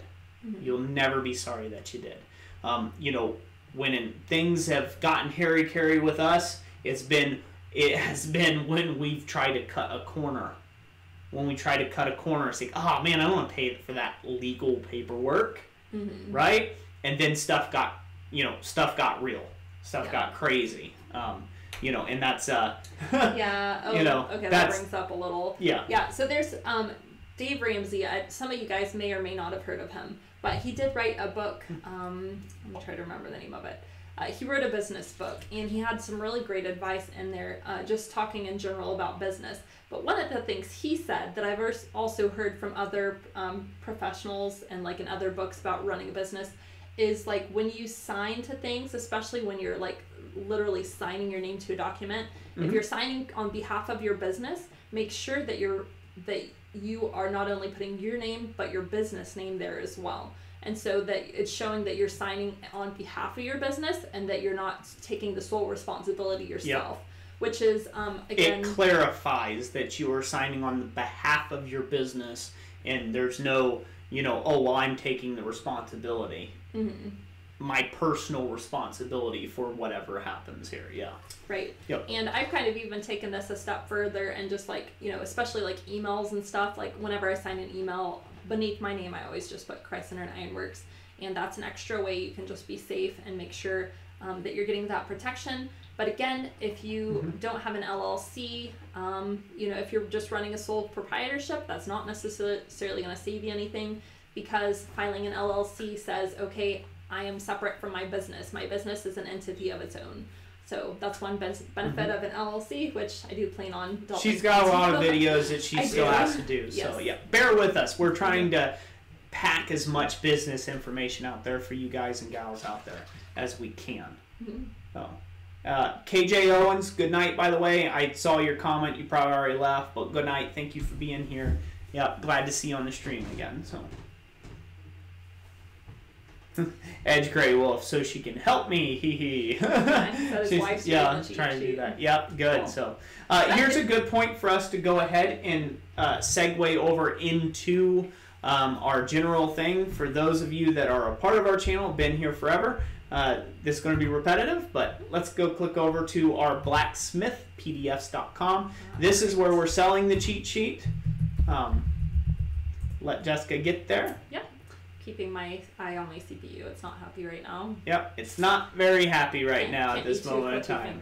Yep, see, you're really fast. I just typed and pressed go. I know, but you're like cha cha cha cha cha. Well, Just type. I'll leave you alone. Go into the spew. Okay. Yeah. So this is the blacksmith. This is our blacksmith page. To get to this landing page is blacksmithpdfs.com. The links will be down in the description for this. So most of the stuff that you'll see here is mostly blacksmithing related. If you haven't been here before, there's power hammers, there's tooling builds, there's guillotine tools, drill jigs, forge burners, a bit of everything. There's quite a few plans all together. And so we did come up with an all plan bundle. And I had this question earlier today, can you get the all plans bundle just as a download? And the reason why I said no, it's not a good idea is because it's actually much simpler to have it on CD-ROM. If you want to copy it onto your computer so you have the files on your computer, that's completely acceptable. It's easy to do that. But if you were to download all the plans, sometimes they have a tendency to get a little jumbled up and they aren't necessarily organized for you. So when you get a CD-ROM, everything's organized. It's in its own labeled file folder. And everything. You can pop that out and you can print those off. So yes, definitely. Yeah. So the blacksmith's cheat sheet is included in the all plans bundle. That was asked when the cheat sheet first came out. So we went ahead and added it in there. And the value for that is about $175. So you're saving a decent bit of money if you go ahead and get all of the plans all together. Yep. And so that's what our blacksmith plan stuff looks like. There's a load of them. We've tried to keep the cost down cheap as we can for everybody, to take in, once again, try to take and help out as many people as we can. At the same time, supporting what we do here at Christ Centered Ironworks and doing stuff like these streams and doing all the videos and the things like that. The people who support us and buy these plans and the people who support us in super chat donations and things like that, that allows us to just keep getting better and better at that. And we do greatly appreciate that. And so that's where that comes from. There's a lot of great things, and there's a lot of great things still coming to that. So the pot's only going to get sweeter. Yes, it is. Yep. Oh. So here's the blacksmith's cheat sheet. It'll be the second row down, the first one in that row. And I tried to make the cover look like a little book. I was being creative with it, but yeah. And real quick, while we're talking about this, it's hard for us to see chats. We will talk back on the chat here in just a second. So if you haven't got your question answered, just hold on and we'll get back to you. Yes. Okay. So the second page there, if you hover over it or click on it, you may not be able to see it real well if I do it here. But it does it's like a sample page of what the cheat sheet looks like, which there's not any illustrations or photographs, but I list the item and I list a description of it. It's about a paragraph description of it, so that you are familiar with the item that I'm talking about. And then I also list the variations that you could do for that item. I give you an average pricing. So in a lot of times you'll see a pricing range, and then off to the side of that, if there was a more expensive pricing for a more advanced skill level, I would notate that just to the side of the pricing range as well, so that you are aware of that. Also the keywords. So I did a ton of keyword research on each and every single one of these items. Some of the items was from our own experience, and some of the keywords I researched specifically because I was finding out what items were selling well for blacksmiths and blacksmith shops already on Etsy. So I had a ton of hours into researching all this information, but it's a very good resource. We have some feedback and some reviews. I believe that might be down at the bottom of the channel there. But we've got a lot of five-star reviews on this so far, and everybody's just talked about how well they're enjoying it and how big of a resource it is. And that really blesses you, doesn't it? It does, yeah. She put a lot of work into it, and she may not say it, but she greatly appreciates that. It gets her smiling ear to ear every time she gets one of those feedbacks and things like that, because again, we know that it's helping you. We know that it's helping you. And you helped support us, and that was great. And I think that's the best way to get stuff done. Yeah. Yep. Yeah. So it's $10 if you're interested in that kind of thing. Make sure to check it out. It's First time on the channel. There you go. Yeah, it's about 30 pages long, somewhere around there. And I have a separate Word document with all the keywords on it, just so you can copy and paste if you need that for any application. Yep. So for your specific items. Yep. Yeah. Good to go. So let's get switched back over here. Yep. Let's go back to scene 1. There we are. Full screen. All right, go up a little bit. Let's see. All right, Susan Ellis, the author of the name I mentioned, Dave Ramsey, and I remembered the book. It's called Entree Leadership. Yep. So, and he says a lot in there about hiring employees. That's really good information. We haven't hired employees personally, but if you're considering it, make sure you really read this book. Just because he's got a lot of experience at it. Hashtag not sponsored, by the way. Hashtag not sponsored at all. I love the book, though. He's got so much great advice in there. Energy management. How'd the bell ring? Does it sound good? That's awesome. I'm glad you got the dinner bell in. For the Honor Forge, I made the 1 brick forge. I used a hard fire brick from Home Depot. How'd that turn out with a hard fire brick? When I made a 1 brick forge for the Honor Forge, it was out of soft brick, out of like a soft kiln brick. So you have to let me know how that turned out. Sleepless in New York said, I made a dinner bell 4 days ago, but mine is broke. I rang it, but dinner was not made. Rang it nice, though. Yep. No instant dinner, huh? Oh, it zoomed on me. Yep. Yeah, you was talking about that. Yep, went down. Good. Watch out for rental companies. Most will take you for a ride you don't want. Beware of equipment rentals. I've been down that road and it was no fun. Yeah, you gotta watch out for that. Yeah, rental. See here, take you for a ride. Yeah, equipment rentals. Yep. Yeah, you gotta watch rentals. You document them. Whenever we get a rental, even a rental car, we make sure we take pictures of it when we get it, and we take pictures of it when we leave it. Yeah. And we make sure that they have a date and time stamp on them, and that'll get you out of a lot of hot water when it comes to rental companies. Oh. Yep. Good. Yeah. Susan Ellis, I would pay a lot of money for a dinner bell that produced dinner. Would be handy, wouldn't it? Just like ding ding ding. Ah, okay, dinner's done. Great. Good to go. All right, go down. So.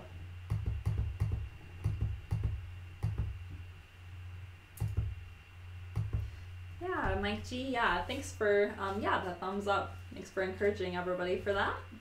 Yeah, thank you. Yep, do that. So for sure. Coffee's Forge said I melted the hard brick in mine. That's pretty good then, right? Melting hard brick. That's hard to do. So yeah.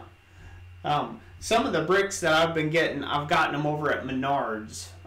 Tried them out a little bit. They hold up decent, but they are not high temp. I mean, they're 2200 degree fire brick, and all of my burner designs that I have made pretty much melt through them, so pretty quick. So, definitely need to get like a kiln brick to withstand something with some refractory on it to withstand that good 3000 plus degree kind of thing, so it can hold up.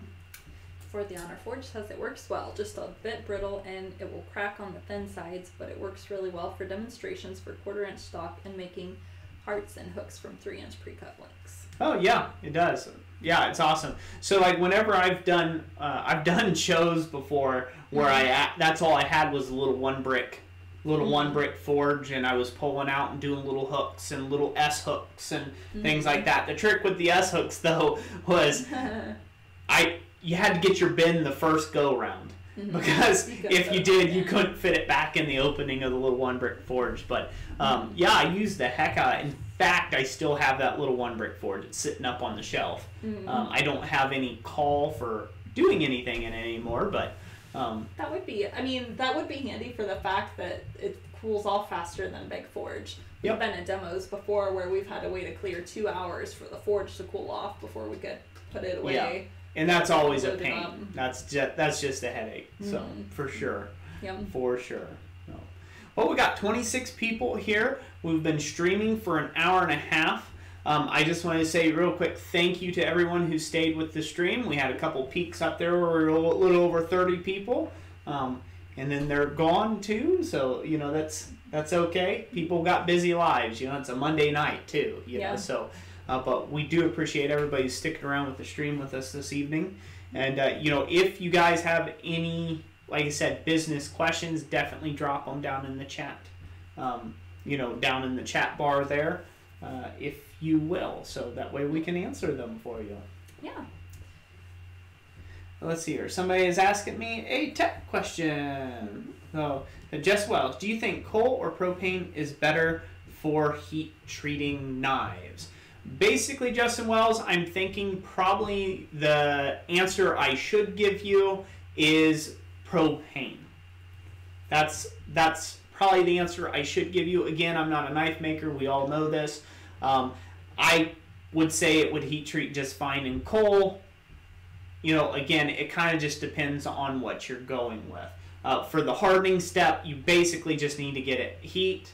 You need to get it hot and get it above its critical temp, and then, you know, quench it. And as far as, you know, the actual tempering of it, most likely you're going to heat a piece of steel and you're going to set that knife blade on there and let it draw, soften that spine and run temper colors up to the edge. Now that's the technique I've seen before using coal forges. I've seen people use gas forges and tubes, so this way they don't get as much scale on them, stuff like that. But basically you have to work with whatever you've got. I find the coal forge to be the most versatile though. Gas forges are great when you can't use a coal forge. There's just certain situations where you're in the city, you're in town, maybe you're at a festival or event and they won't allow you to bring coal and smoke and things like that. You know, the city's going to get onto you. You know, then gas forge is going to be primo. Also, gas forges for demonstrations and live demos are perfect because they shut down quickly. You know, they set up quickly and they're pretty hot pretty fast. I mean, they get hot pretty fast and, you know, you're up and you're good and going. You don't have any of the ash or the coal or the clinker or any of the fossil fuel stuff, the black dust to deal with. Yeah. Graham said that he's been told by a man that studied metallurgy for 2 years and said gas removes carbon. Well, and that may be very so, and it probably depends, Graham, on how long that soak time is in gas. I'm going to go out on a limb here, you know, until we get a business question. And for those of you that are, this is a blacksmithing channel, so we're bound to talk about blacksmithing at some point in time. Although this stream is specifically for business questions, but I think there's too many Nancys out there when it comes to heat treating. You know, we have been hardening and tempering tools and tool steels for thousands upon thousands upon thousands of years before we ever had a good foundation in metallurgy. You know, the ancient smiths, they didn't have a metallurgist, right? They didn't have spectron microscopes. They weren't taking pie slices of stuff and putting it under, you know, x-rays and x-raying the quality and all this other type of factory nonsense that you see nowadays. So it's not really applicable in a blacksmith shop. There's some people that get completely wrapped up in what the heck the steel is doing, and then they can't even forge a straight blade to save their life, but they're so wrapped up in what's that grain doing in the martensite and all this and that and hormones and all this. You get too wrapped up in that, and that's why I say there's too many Nancys when it comes to heat treating. I know I'm going to strike a bad chord with a lot of people. Sorry, not sorry. I'm not. Blacksmiths have been heat treating their tools without the help of the scientific community for thousands of years. Now, with that being said, now that we are very educated as a species, if you will, you know, and we have a lot more science, a lot more technology available at our fingertips, you know, it can be a great thing to understand the whys and the hows. You eliminate failures. You eliminate a percentage of a failure rate, basically put. Same thing in business. I'll tie this back up into business. So I cannot rant about heat treating too much here tonight.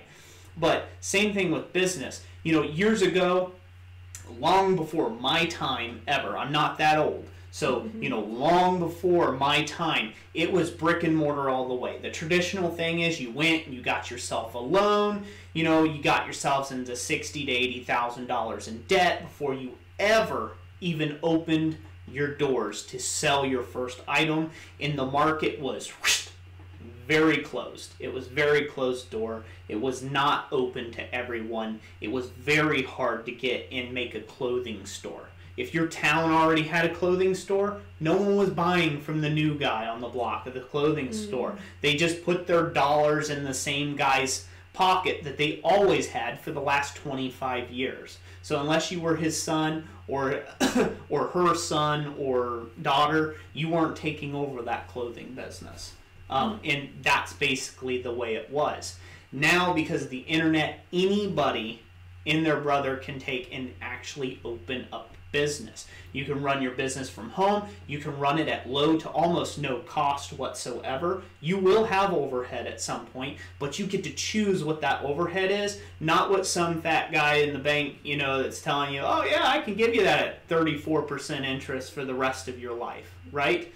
Like, you're not beholden to that standard anymore in your business. So you right now sitting here watching this stream, watching me rant on about this right now, you can actually go out there and start your business. You can make up the price that you need to get paid an hour. You can figure out where you want to get your supplies from. You don't have to have a brick and mortar establishment to take and start feeding your family or feeding your addiction, and that is an amazing time to be in.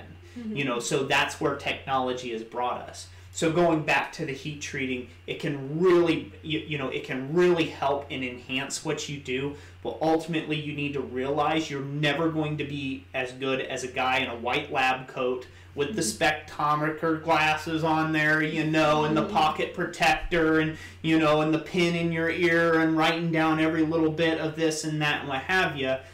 You're never going to be as good as that guy. You're not going to have the $50,000 pieces of equipment and x-rays and all this spectron microscopes and all this other stuff to say that 1,000% sure.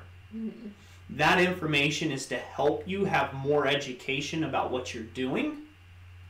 And so when things happen, you can kind of diagnose what's went on there and maybe adjust your processes a little bit so it don't happen again. If you keep getting a crack because you're quenching in water, maybe you shouldn't quench in water. Maybe you keep getting cracks and you're quenching in oil. Well, maybe your forging process is wrong. Maybe the way that you shaped the blade or axe or whatever it is, tool that you're working on is incorrect. That's where the information and the power of Google search and the power of metallurgy and things like that can really come into play to help you.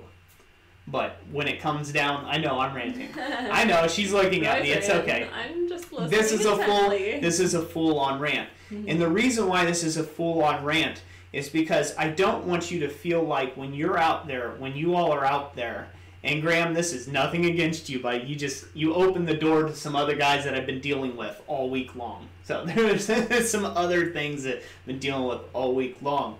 So it's opening Pandora box about heat treating a little bit. But there's too many people that want to say it's this way or that way. So you're either on this, which is the right side of the fence, or you're on that way, and that's the wrong side of the fence. You should never harden something in water. That's absolute kraus. That's absolute kraus. Blacksmith's been hardening tool steels in water for eons. You get customary to know what a tool or a color temperature or something like that a tool will harden in. I speak from tools because I make tools all the time. I've got tools that are sitting on my shelf that have been with me for the last decade. So I know it works. But a lot of you beginner smiths and a lot of you new guys out there, you feel short-staffed when it comes to tooling. Because you don't have the even heats, right? You don't have the parts 50 oil available to you. Maybe you have vegetable oil. And you'll have somebody with their nose stuck up in the air tell you that that's not good enough. It is good enough. Mm-hmm. You know, I mean, there was a time where they thought, you know, quenching it in the blood of virgins was the, you know, was the way to do it, you know what I mean? But it's not, you know, clearly. We know that because of science now, you know. The blood of virgins doesn't actually really quench the blade very nicely, does it? No. So anyways, I'll conclude this rant. It's really meant to take and help you all out there. I think we have a high percentage of blacksmiths here. It is that whole rant, the whole thing I wanted to get out there is do not feel like because you've got a certain piece of equipment, you can't press ahead and make a living at this and, you know, do it as a full-time living. So some people say coal forge or coke forge. I don't have coke. I don't have access to coke in my locality. If I did, I would use a coke forge, all coke, because I like coke. I do. I like forging in it. I like the way it works and stuff, but it's not as accessible, and it's about 2.5 times the cost of the green coal that I get from a club. So, you know, there again, I use something that's 2.5 times cheaper. Again, it's got sulfur, but I'm out in the country, so I can get away from that. You know, I can get away with the smoke and stuff. You know, but there'll be some people rag on there, well, you know, oh, unless you have this gas forge, you know, that's it. So don't become beholden to tools. Don't let anything hold you back, whether that be a person or a tool or otherwise. Rant over. Mic drop. Too bad you don't have a fake microphone to hold, huh? Let's see, I'm going to back up a bit. There's been a few business questions. There's probably been a lot of comments and questions and rants, so there has been. Sorry. Let me go. We're here for 2 hours, so, right. You know, if there's no business questions, I'm going to rant. Good time for me to talk. Good for me to talk, so. Tim Rowland says, hey guys, technical question about web hosting. Any suggestion for a decent priced web hosting company? So by web hosting, I'm not sure if you're referring to the ones where you completely build the site yourself, but we use kind of a website builder called Weebly, and we just use the hosting they offer. And for anybody who's looking to build like just a simple, easy put together website that you don't have to have, you could pretty much do it if you don't have any knowledge of actually creating a website. I do have a video down in the description on how to make a real basic website using Weebly. All their stuff is drag and drop, and I think there might even be a coupon code down in the description of that video if you're interested in learning more about building a website. But yeah, we use Weebly. We've used it for several years now. Let's see, for the Honor Forge, business question. I'm wanting to sell stuff at events and craft shows, but I can't sell and demonstrate effectively at the same time alone. I want an apprentice or intern, but can't afford to pay them. Okay, can I answer this one for you? I see that you do a lot of like kind of like LARP type stuff or cosplay type stuff on your website. So I would tap into that community a bit more, because I think that's right up their alley. And I bet you could probably find somebody that in exchange of just some forging classes from you, some general little forging classes and things like that, would probably love to help you set up. If you can't afford to pay them like a wage, you may pay them a percentage. Set up like a sales percentage that if they're selling or demonstrating, they get a percentage of the cut when you're there at the forge, if you can do that. Now that may require you to raise the prices when you are doing a demonstration up a little bit, which your stuff is really good. So I wouldn't see adding an extra 10% on top of what you got as like something horrible to do, to raise your price as you get better, to raise up another 10% and then cover that under 10%. So say the kid, the guy, the person that you go at gets a 10% sales commission, whatever flies off the table at the show. So that way you're not making anything less. You've added more value there, so you're charging appropriately for your skill level currently in the market space, and then you're just giving that portion, that 10% away, so you can have that help. because that'll pay for double fold and in kind. Because when Jessica sits at shows, she does all the selling, I do all the sweating and the hammer work. And as long as there's a song being played on that anvil, that steady patter and rhythm and hitting and things like that, you get a massive flow of people that will come straight to your booth, and that's a really powerful sales technique. So it will definitely be worth that extra 10% given, because you'll probably sell 50 to 60% more at a show. So it's worth giving up 10% for that. That would be my answer to that. Let's see. Billy Strong, would you recommend an accountant or doing your own taxes when you first start a business? Yeah. If you are good at self-study, I would recommend that you could do it yourself. Or perhaps you can find a class near you. Also, if you have a small business association in your state or in your area, I recommend get with them. I did this when we first started here in the where we live. We're part of the Dayton Metro Library branch system, and it's a big library system where they actually have a bunch of classes going on like that. And I saw in their catalog, I could meet with the small business association, one of the representatives, and speak to them for an hour about business. And that's what I did. I went in with a list of questions. I took my business plan, I had a whole binder of information, and the guy's like, wow, you're really prepared, why you can work for me, kind of thing. I'm like, no, I've got my own thing going on.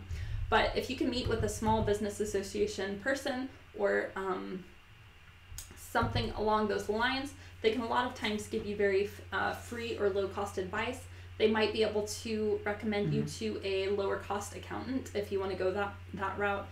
The very first time we went to an accountant, I think we had only made $10,000 or $12,000 on eBay that year. And he pretty much kind of snickered under his breath that we aren't up his alley. So. Right. Yeah. Pretty much he's like, you don't really need me. So that was kind of how that went the very first time we went into an accountant. And, I've learned a lot. There's a lot of books out there that can help you learn. It kind of is about your learning style and the amount of time you have to dedicate to it. Because, there can be a lot of ins and outs to it. And, there's certain key elements that, you want to do a mileage log so you can get paid or, get deductions for when you're traveling to get your supplies and things like that. And you definitely want to keep all your receipts and, and your invoices, and whenever you're charging people money, keeping track of all the transactions. So there's a lot to it. You got to kind of find what's comfortable for you, and get with somebody if you at least need to get in the right direction. Another thing I've heard from a business book is that you can get with a bookkeeper or an accountant to check that your system is set up correctly. And so it's kind of an initial thing where they're checking over how you're set up and how you're, if you're using QuickBooks or something, that's correctly designating where your stuff is coming in and going to. And then from there, you just manage it or something like that. So, yeah. Oh, and by the way, quick, with that little rant that I did and things like that, and when we're answering questions, we try to answer them thoroughly and well thought out. So if you have a question that's like burning the seat of your britches out and we haven't answered it or we missed it, you can either just comment it again and hope we get to it that way, and we will try our best and our dandiest. Or the other way is there's always that super chat as an option, because that does highlights your question for us, and we can answer that quicker, if you will. It literally highlights it up in the sea of comments that come in. So right now the comment stream's doing pretty good, but we're actually back up several comments in the comment section, so we kind of got it on pause to answer some of these. Yeah. Go ahead, read Justin Wells there. Sure. It seems like the market is very saturated with young guys like myself who are trying to make and sell blades. Do you have any advice for how I could set myself apart? So I am a big fan of letting your customer know who you are. You need to and it's not about, well, my knives are cheaper, or my knives are better than that guy's, or this or that. The customers do not care if there are 14 trillion knives out there to be bought. They are attracted to a sale towards you. They are buying you, your brand. They stand behind you or what you believe in. It comes down to, if you're the type of guy that you're cussing and kicking and throwing stuff at a show, they may not buy from you, and they might go to the sweet little guy like, hi, thank you for your business, sir, right? Mm-hmm. Like, again, that may get with them, right, more. And so us as human beings down as a human level, we have this habit of wanting to find like-minded people, right? Like-minded people. Well, we do the same thing when it comes to buying, okay, and making a purchasing decision. They are only going to buy from somebody who they feel comfortable with. And so that comes from education about who you are. So it comes down to a presentation. A lot of people, and there's a lot of people out there all trying to make a go of this. Unfortunately, most of them are not doing it correctly, and they're not taking advice on how they should do it. Or maybe they haven't been introduced to our channel yet. But then there's people who don't take the advice that we give either, and so we've given lots and lots of advice out there, and then the SEO's still not there, or the pictures aren't there, or I was gonna say, the channel name, or they haven't named themselves, or they still have a retarded picture of a cat, and it has nothing to do with with their business, and they haven't tried to brand themselves very effectively. So although there may be a billion people out there selling knives or selling this or that, which even if there was a billion people, there's still 6.8 billion other people to sell to. Even at that, that's the way you stand out. It's with your principles, it's with your message, it's with the SEO, it's with getting out as much information as you can about yourself. Don't worry about the sales when it comes to that, or how many other people are selling an item. Don't worry about that. You just need to take and do you, and do it very, very well. If you do you and you do it very, very well, you'll be successful. And so that's my biggest advice about standing out. Because really, there's nothing you're going to create in this craft that is new. That's new under the sun. There's not. You might think you're pretty smarty about whatever it is you came up with, and then you post it and you find out there's like 40,000 other results of that same thing. And what it comes down to is on the back end, right? Right. With all your stuff, your descriptions and things, and on the front end, your presentation. Yeah, your those presentation. Are the two things I was going to say. Those two things. That's what it comes down to. So I hope that helps Justin Wells. I know that's an aloof answer, but it's the most honest and pure answer of what the essence of that is. I talk about ambiance all the time, and it's true. Ambiance on your online site is what encourages people to buy. There's a lot of people snap a photo. Oh, look at that knife. Oh, yeah, I'll put up there $500, $1,000, $150, $50. That they wing it. And then they maybe get a few sales, they might get a few reviews, and you think, wow, that person's got it all together. And they haven't sold anything in the last 8 months. Right. So you can't judge books by their cover. Yeah. Here's the strategy I want to add to what you're saying as well, is if you're in the knife market specifically, and you're trying to set yourself apart, part of that is putting out a big net for yourself so that your items are getting seen. And so you've got all these fishing hooks out there. So, if you're going to make kitchen knives, make several of them and make each one a little different. And also, experiment into the other different types of knives. So utility knives or pocket knives or herb choppers, those have blades on them. Or these multiple different types of categories within knife making, so that you're getting more exposure in that way. I was gonna say something about. I keep jumping to the bottom by accident. Okay. I'm sorry about that, but go ahead. Sure. You know how to do it. Okay, go ahead. Okay. For the Honor Forge says, my wife is an amazing experienced merchanteer, but childcare is hard to find and expensive, hence the need for an intern. Yeah, we experienced this ourselves because right around the time we were doing our craft shows and stuff, all of our children were like infants or toddlers, things like that. Well, sometimes she had one on the hip and one on the way. So yeah, pretty much. So we can feel your pain there. Yeah, one thing I could recommend is if you have friends that you could do like a once a month child exchange, like, hey, I'll watch your kid for 4 hours or all day, on this day if you'll watch my kid. And if you had a couple of different people you're doing that with, you might be able to free up enough time where your wife could come with you to some of those events. That is one option. But yeah, ultimately that's one of the things that drove us to selling online, is just because like we could be at home, we could do it at our own time, around the children's schedule, didn't have to find the babysitter like you said, or like the extended weekend ones. And it made it a lot better. It made it a lot better as far as time efficiency. It does take a lot of time to get ready for a show, to pack everything and then to set up and then to tear down afterwards too. So yes, that is can be tricky when you have a family. Yeah.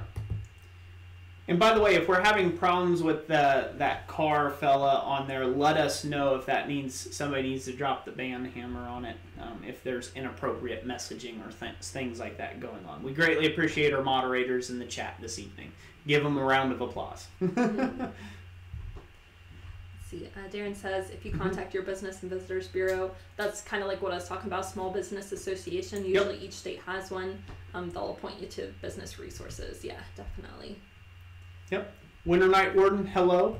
Edgegrade will don't get married just to have someone there with you at the booth, though. Yeah, no, that's bad. She might run off with she or he might run off with the earnings. Yep. Darren says, I use Mile IQ to track mileage. Yeah, that sounded, I seen the ad for that one. I was thinking about thinking about it. Well, now we've got somebody who said something about something. Thank you, Graham, for getting rid of the weasel. We appreciate that. Let's see, Edgegrade Wolf, there are a lot of programs out there where you take a picture of your receipts and will automatically put to a record. Yeah, even better. I was going to do a video about this and I haven't got around to it yet, so I'll just tell you guys straight out. I like Bookkeeping by GoDaddy. What it is you can link it to your accounts and then it feeds the transactions into the bookkeeping software. And then you just go along, you select the transaction, and you can snap a picture of the receipt. And if you use your debit card a lot, that's a really good way and very simple way of doing it. If you put cash receipts, adding in cash receipts aren't difficult either. But it's really good for integrating multiple systems into one place, and it saved me a ton of time. So yeah, that's one of them, is the Bookkeeping by GoDaddy.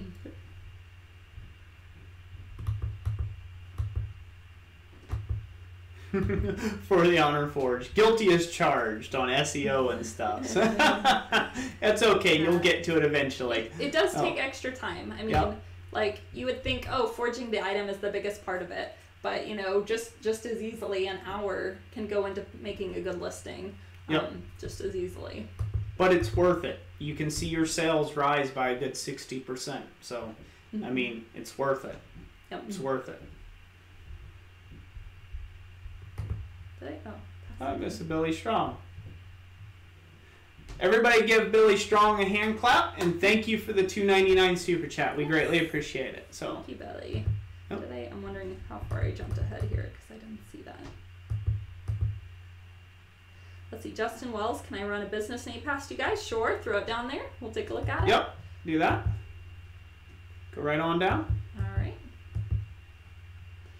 MS Blades, I've been blessed. I sold Justin Wells has another question, he said. Okay. Oh. Okay. Comment. Okay. Another question. Good. Darren, when creating my Amazon listings, I have a college student photographer take the pics. It's a win-win. They use it for the project and get great pics. Yeah, that's a great way of doing that. That's a fantastic way of being awesome. Like enterprising, and they get the experience, and yeah, it's a good trade-off. Yep. Martin at MS Blades, do you recommend creating your own website or farming that out? With as easy as it is now to create your own website, literally everything is drag and drop. You don't have to write code. You don't have to be a computer genius. You just sign in. They'll ask you your information, and you drag and drop. And it will give you help tools, and there's like help wizards and things like that to guide you. that it's so simple even I can do it, and that's saying something on a computer. So, you know, when I've watched Jessica do it before, it's literally, it'll tell you, you need to do this, and then you do that, and you're like, okay, I'm good, and you click on it, it's like, and it'll highlight, no, you still need to fill out this bit of information. And there's too many good sites like that, web hosting type places that you can go, that I would not farm it out, so to speak, unless you're needing something. You're not on that level. I know your business kind of model, unless you were like a corporate kind of thing, or you were going to incorporate a lot of stuff where you needed your own servers and junk like that. I wouldn't worry about that. I would not worry about doing that. Right.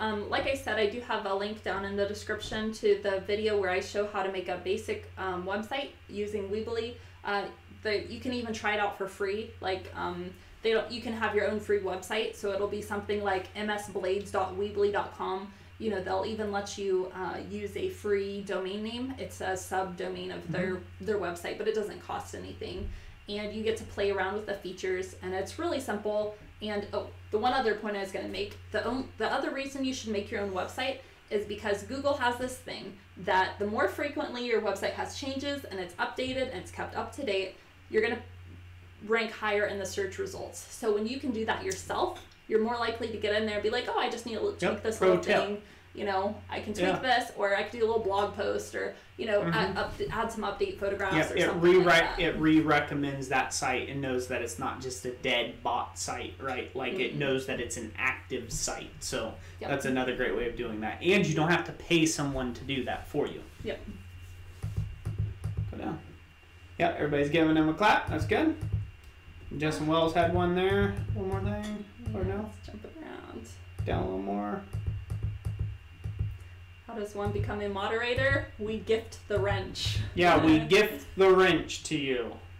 Oh. I missed his question. What was it? I'm down at the bottom now. Okay, Justin Wells, we're at the bottom of the list now. If we missed your question, just put it in the chat one more time for us. Put attention Jess or something like that, or put hashtag Jess or Roy, and we'll try to get there. Okay, Justin Wells. All right, my business name would be H&S or Hammer and Spear. It references Nehemiah in the Bible when he tells the workers on the wall to carry a sword in one hand and to continue working with the other. That's cool. Yeah, I like it. I like it great. With a business name that is 2 syllables, technically, in two syllables in length, there'll be a lot of competition for that, for that name, and so you may have to buy a web domain too. I mean, depending on who's already claimed that type thing, you'll have to do a little bit of research on it. But with something that's only 2 syllables long, you need to get really good about telling people what it is. Yeah. So that is something that you need that's spelled out. You know, the hammer and spear, right? Yeah, I could totally see a logo, like, a hammer go on one side and cross the spear the other way. Yeah. So like the hammer and spear, I really like that, like Jessica said, as the full name. Kind of like mine is Christ Centered Ironworks, but it's CCI, right? If you were to shorten it, the abbreviations. The H and S could be part of a logo, so to speak, where you don't want to have to write out hammer and spear, forging, yada, yada, yada. It might just be able to H&S forging or smithy or products, or underline it like that. That's a great way of doing that. I think the name's perfectly fine. Yeah, definitely. See, there's a question. Yep, if the wrench could only be a hammer. We're still talking to YouTube on that one. Yeah, change it over. Winter Night Warden says, is it better to set up at a more themed for sales at an event, or is any type of event just as good for blacksmithing and products? Basically, there's definitely niches. There's definitely niches. So let's say Renaissance fairs. So let's say if you were, for an example, this is a perfect example. So let's say, and I'm sure there's probably a festival, an oyster shucker festival. You may want to sell some oyster shuckers, or whatever you're going to call them, right? You may want to take in, sell some stuff like that, right?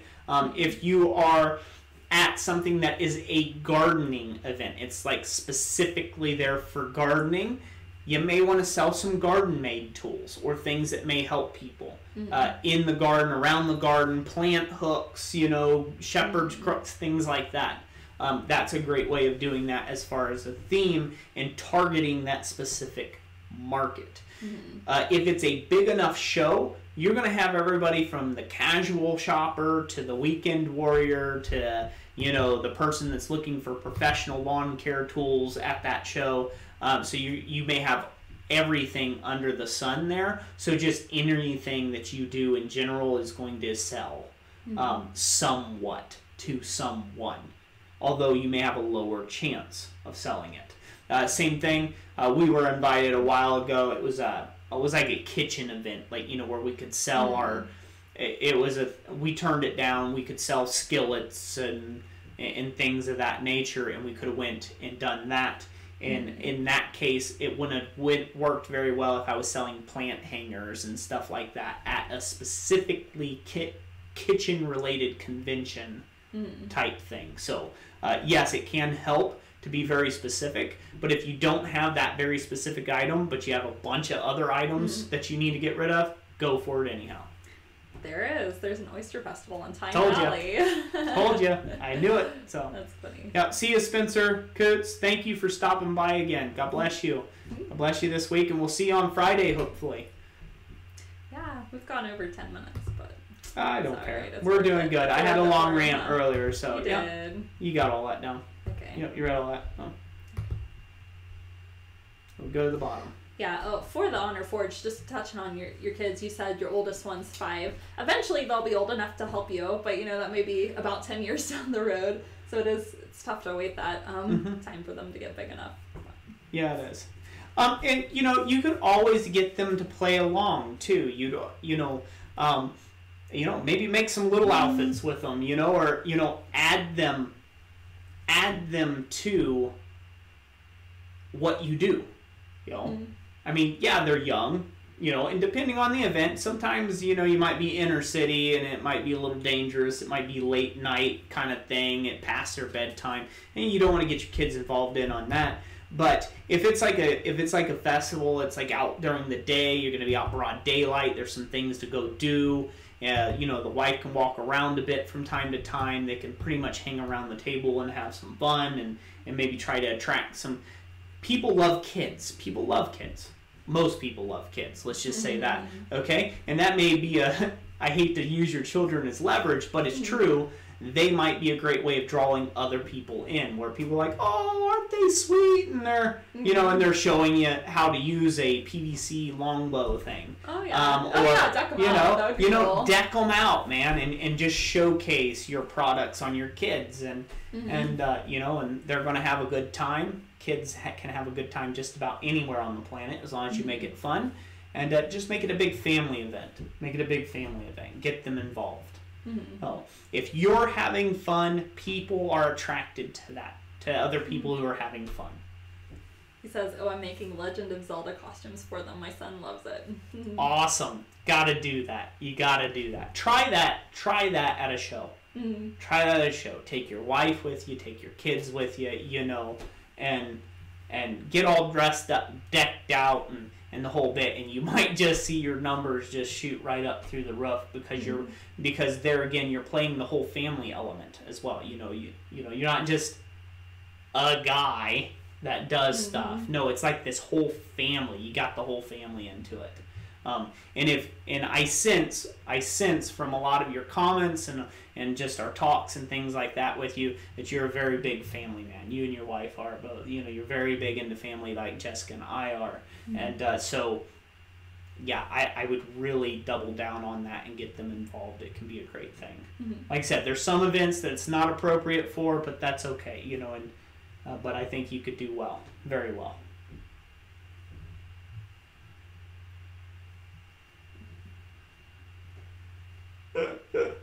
Cool.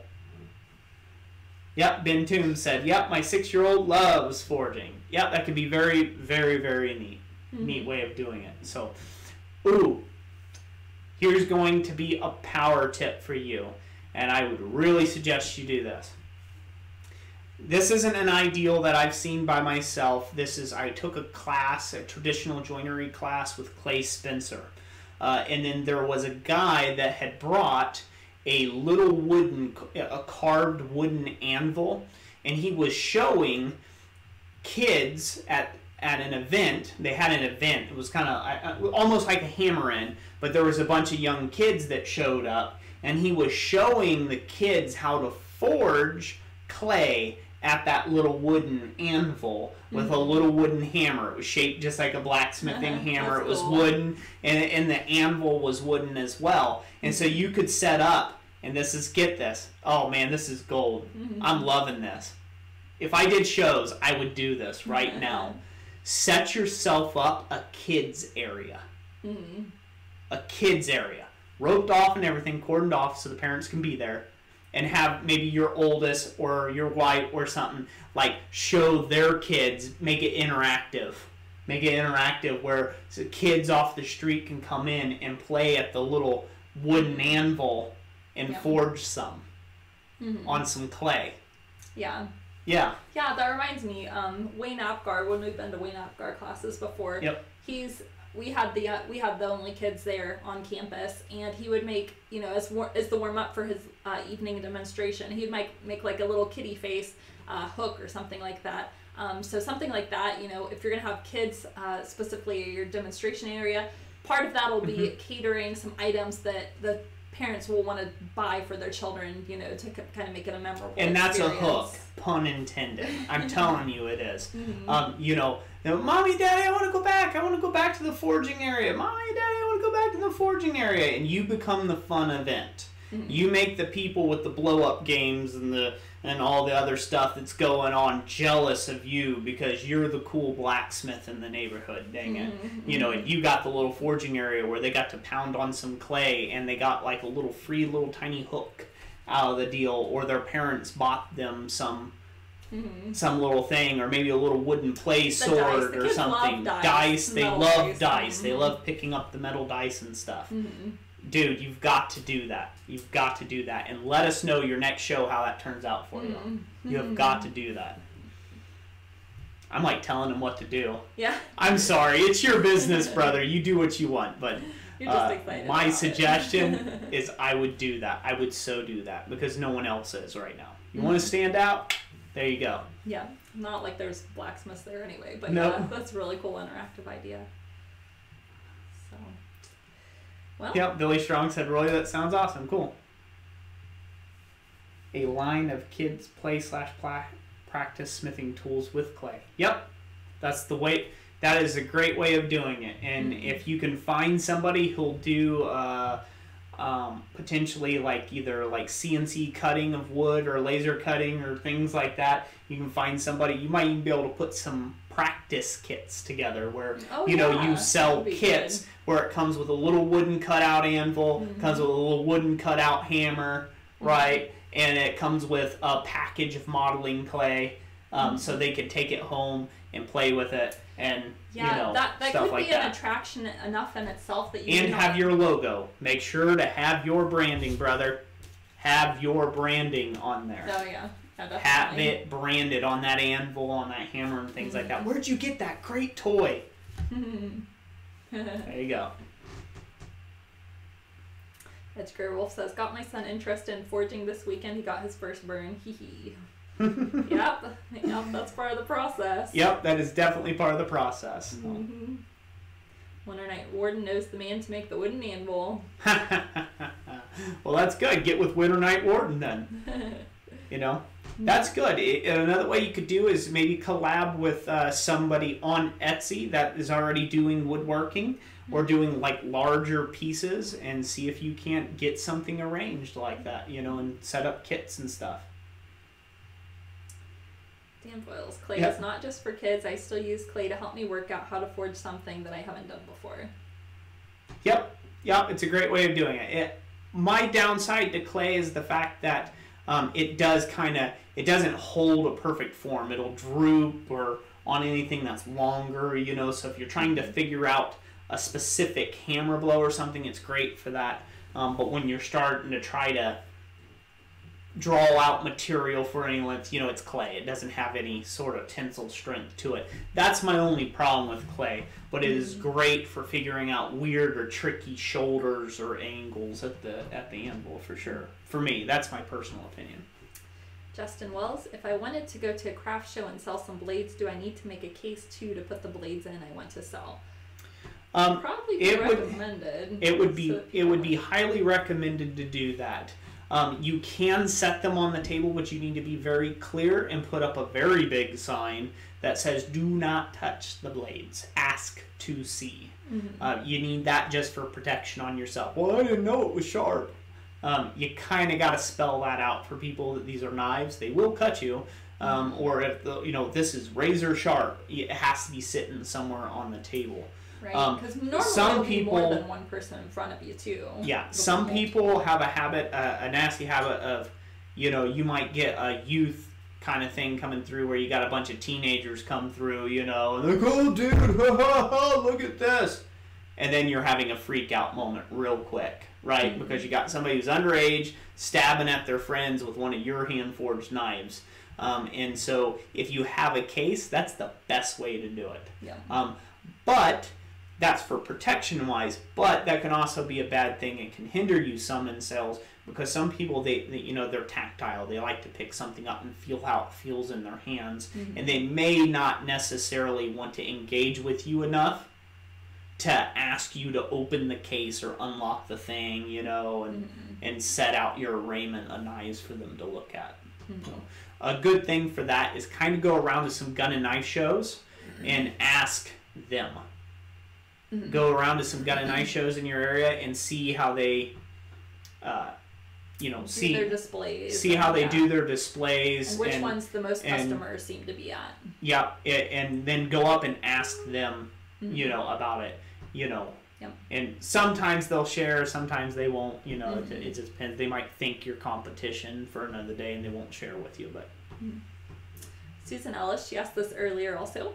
How close are your neighbors and how early do you start whacking that hammer and how late do you go? So I don't usually get out in the forge very early. Some days I do. It kind of just depends on the season. Right now I'm in a season where I don't get out very early at all. If I'm out in the forge by 10 o'clock, it's a good day, right now. And mainly that's because we've got a lot of other things that we're working on the business. We're working more on the business versus in the business, which that takes time behind a computer screen and editing videos and answering emails that we haven't caught up with all week and things like that. So the earliest I've been out in the forge is usually 7 a.m. My neighbors are not close at all. The closest are my folks, and they're about 100 yards away from my shop, and they don't care.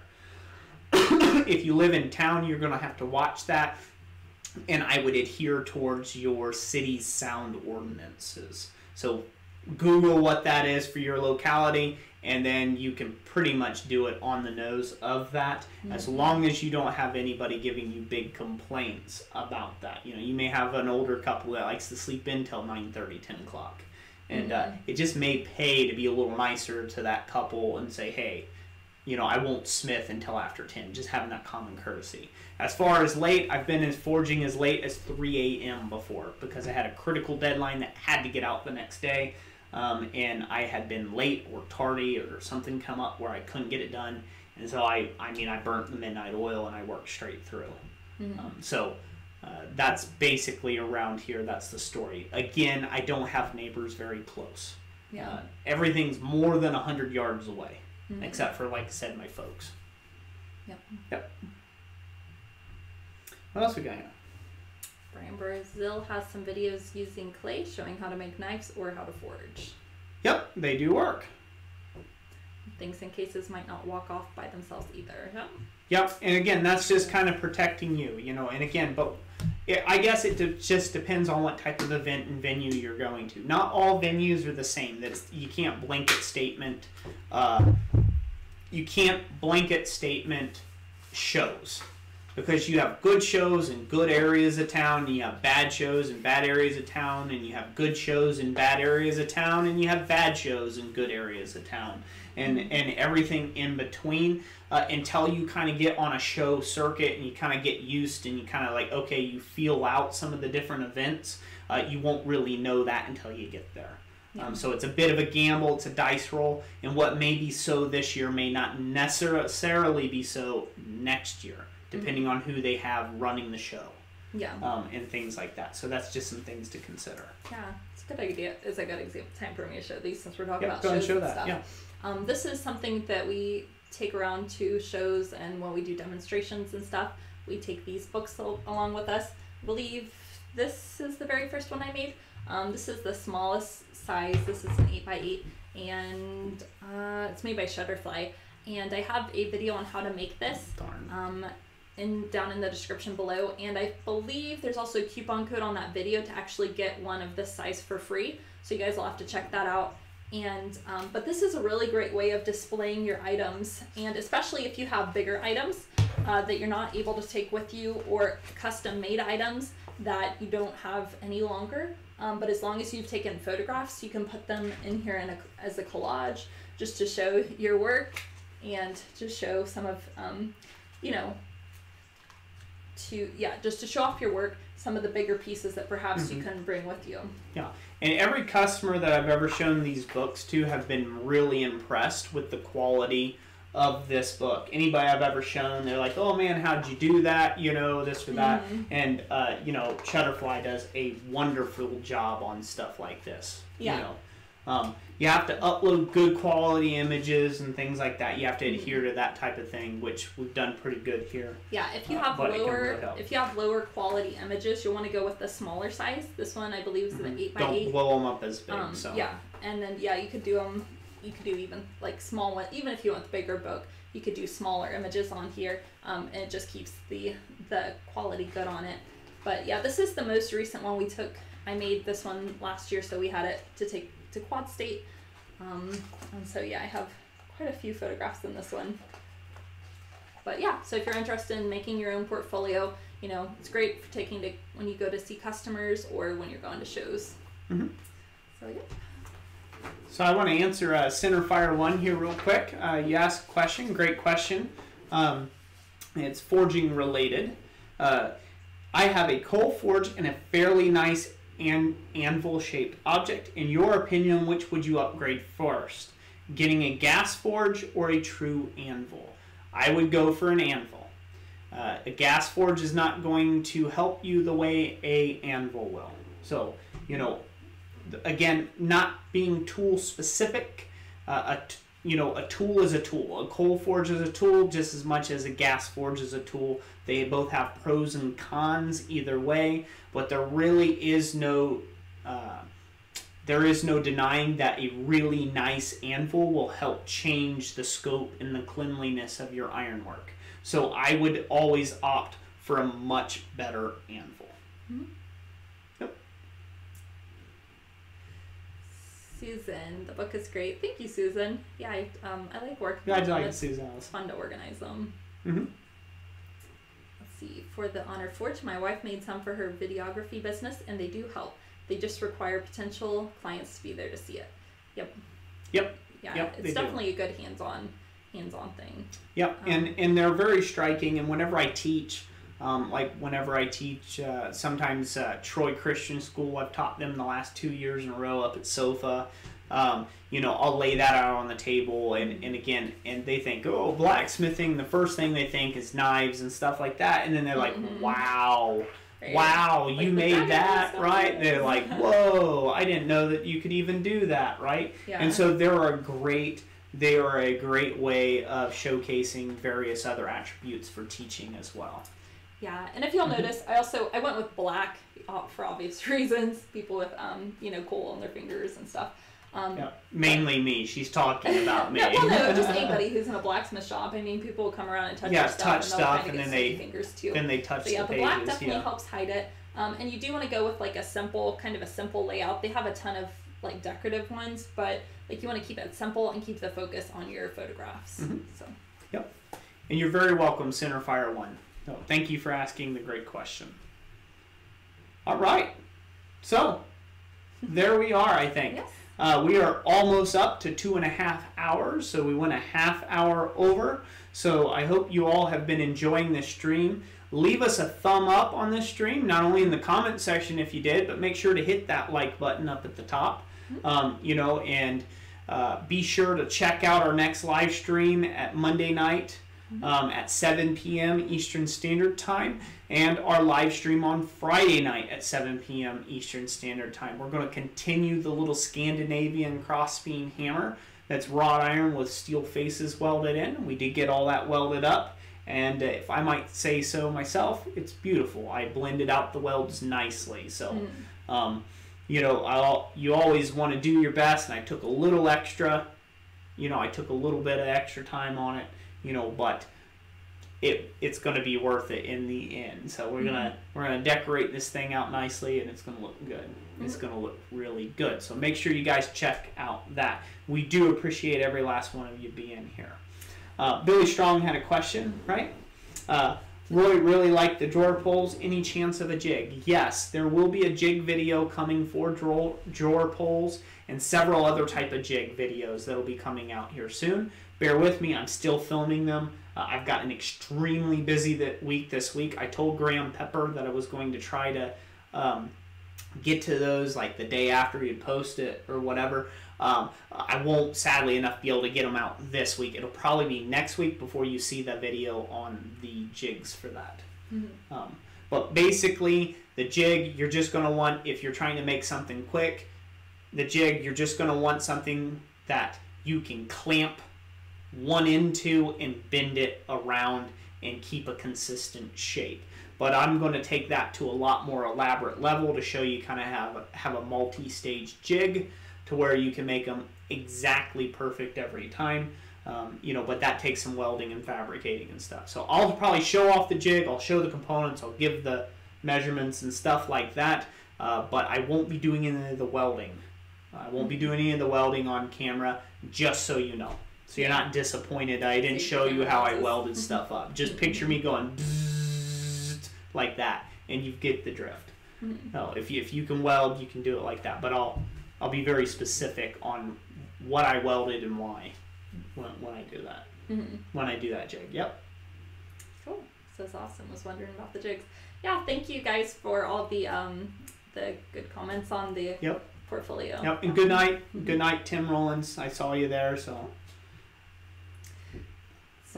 Yeah. So we'll make sure to publish this video on the replay. So if you're wanting to check out any of the links and you didn't get a chance to copy them or anything yet, it will be posted probably in about 30 minutes or so. So you can always come back to it or tomorrow or whenever. And work on your branding. Yeah, and work on your branding. So if you need to work on that, check the links, the resource links and stuff like that. We really hope that'll help you. And D. Thomas, make sure nobody forgets him right now. He just posted a $10 super chat. We greatly appreciate you for that, and thank you for supporting the stream and the channel. Make sure everybody give him a hand clap. That's what we do for people who support the stream and help bring content for everyone. We greatly appreciate you all. We really do. We really do. So make sure everybody give him a hand clap there, and we'll end the stream here after he gets some hand claps going in the chat. People are probably trying to figure out where the emoji button is right now. They're like scrolling through all the emojis. It's either that or we're lagging a bit on this end. Yeah. It might be so. Yeah, it could be. Yep, there we go. There's some Graham. So, yep, Graham, it's good to see that you're still here. Good. Yay, D. Thomas. So, yep, out of the blue, we had a little computer spike there too. So I think we need to call it, baby. I think so. Good to go? All right. So, all right. So, how should I send you the $10 YouTube would not let you give it to you? You can do it through a PayPal if you like, or you can just get it to us some other time there. That's perfectly fine. Yep, perfectly fine. So, we greatly appreciate the sentiment alone. We really do. We really do. Hopefully we answered everybody's questions enough tonight. If not, catch us next week on our Monday night business live stream at 7 p.m. And again, Friday night, 7 p.m. Graham, we'll miss you. You've always been a pleasure, sir, in the chat. You know, we'll miss you, but, you know, have fun at that men's retreat. You know, that's awesome. You know, definitely enjoy yourself there. And like we like to say to everyone, God bless you all. Have a great week, rest of your week. Do something productive. You know, go be positive. Uplift somebody this week. You know, that's what that's what life's about. Supporting and encouraging one another and uplifting people. So that's what we're here for. We greatly appreciate you all. Thank you all so much for all the love and the kindness and with the super chats and just your comments in general. We really greatly appreciate that. So that's gonna be it for the stream. God bless y'all. And have a good night. Have a good night. We'll catch you on the next one. Bye, y'all. Bye.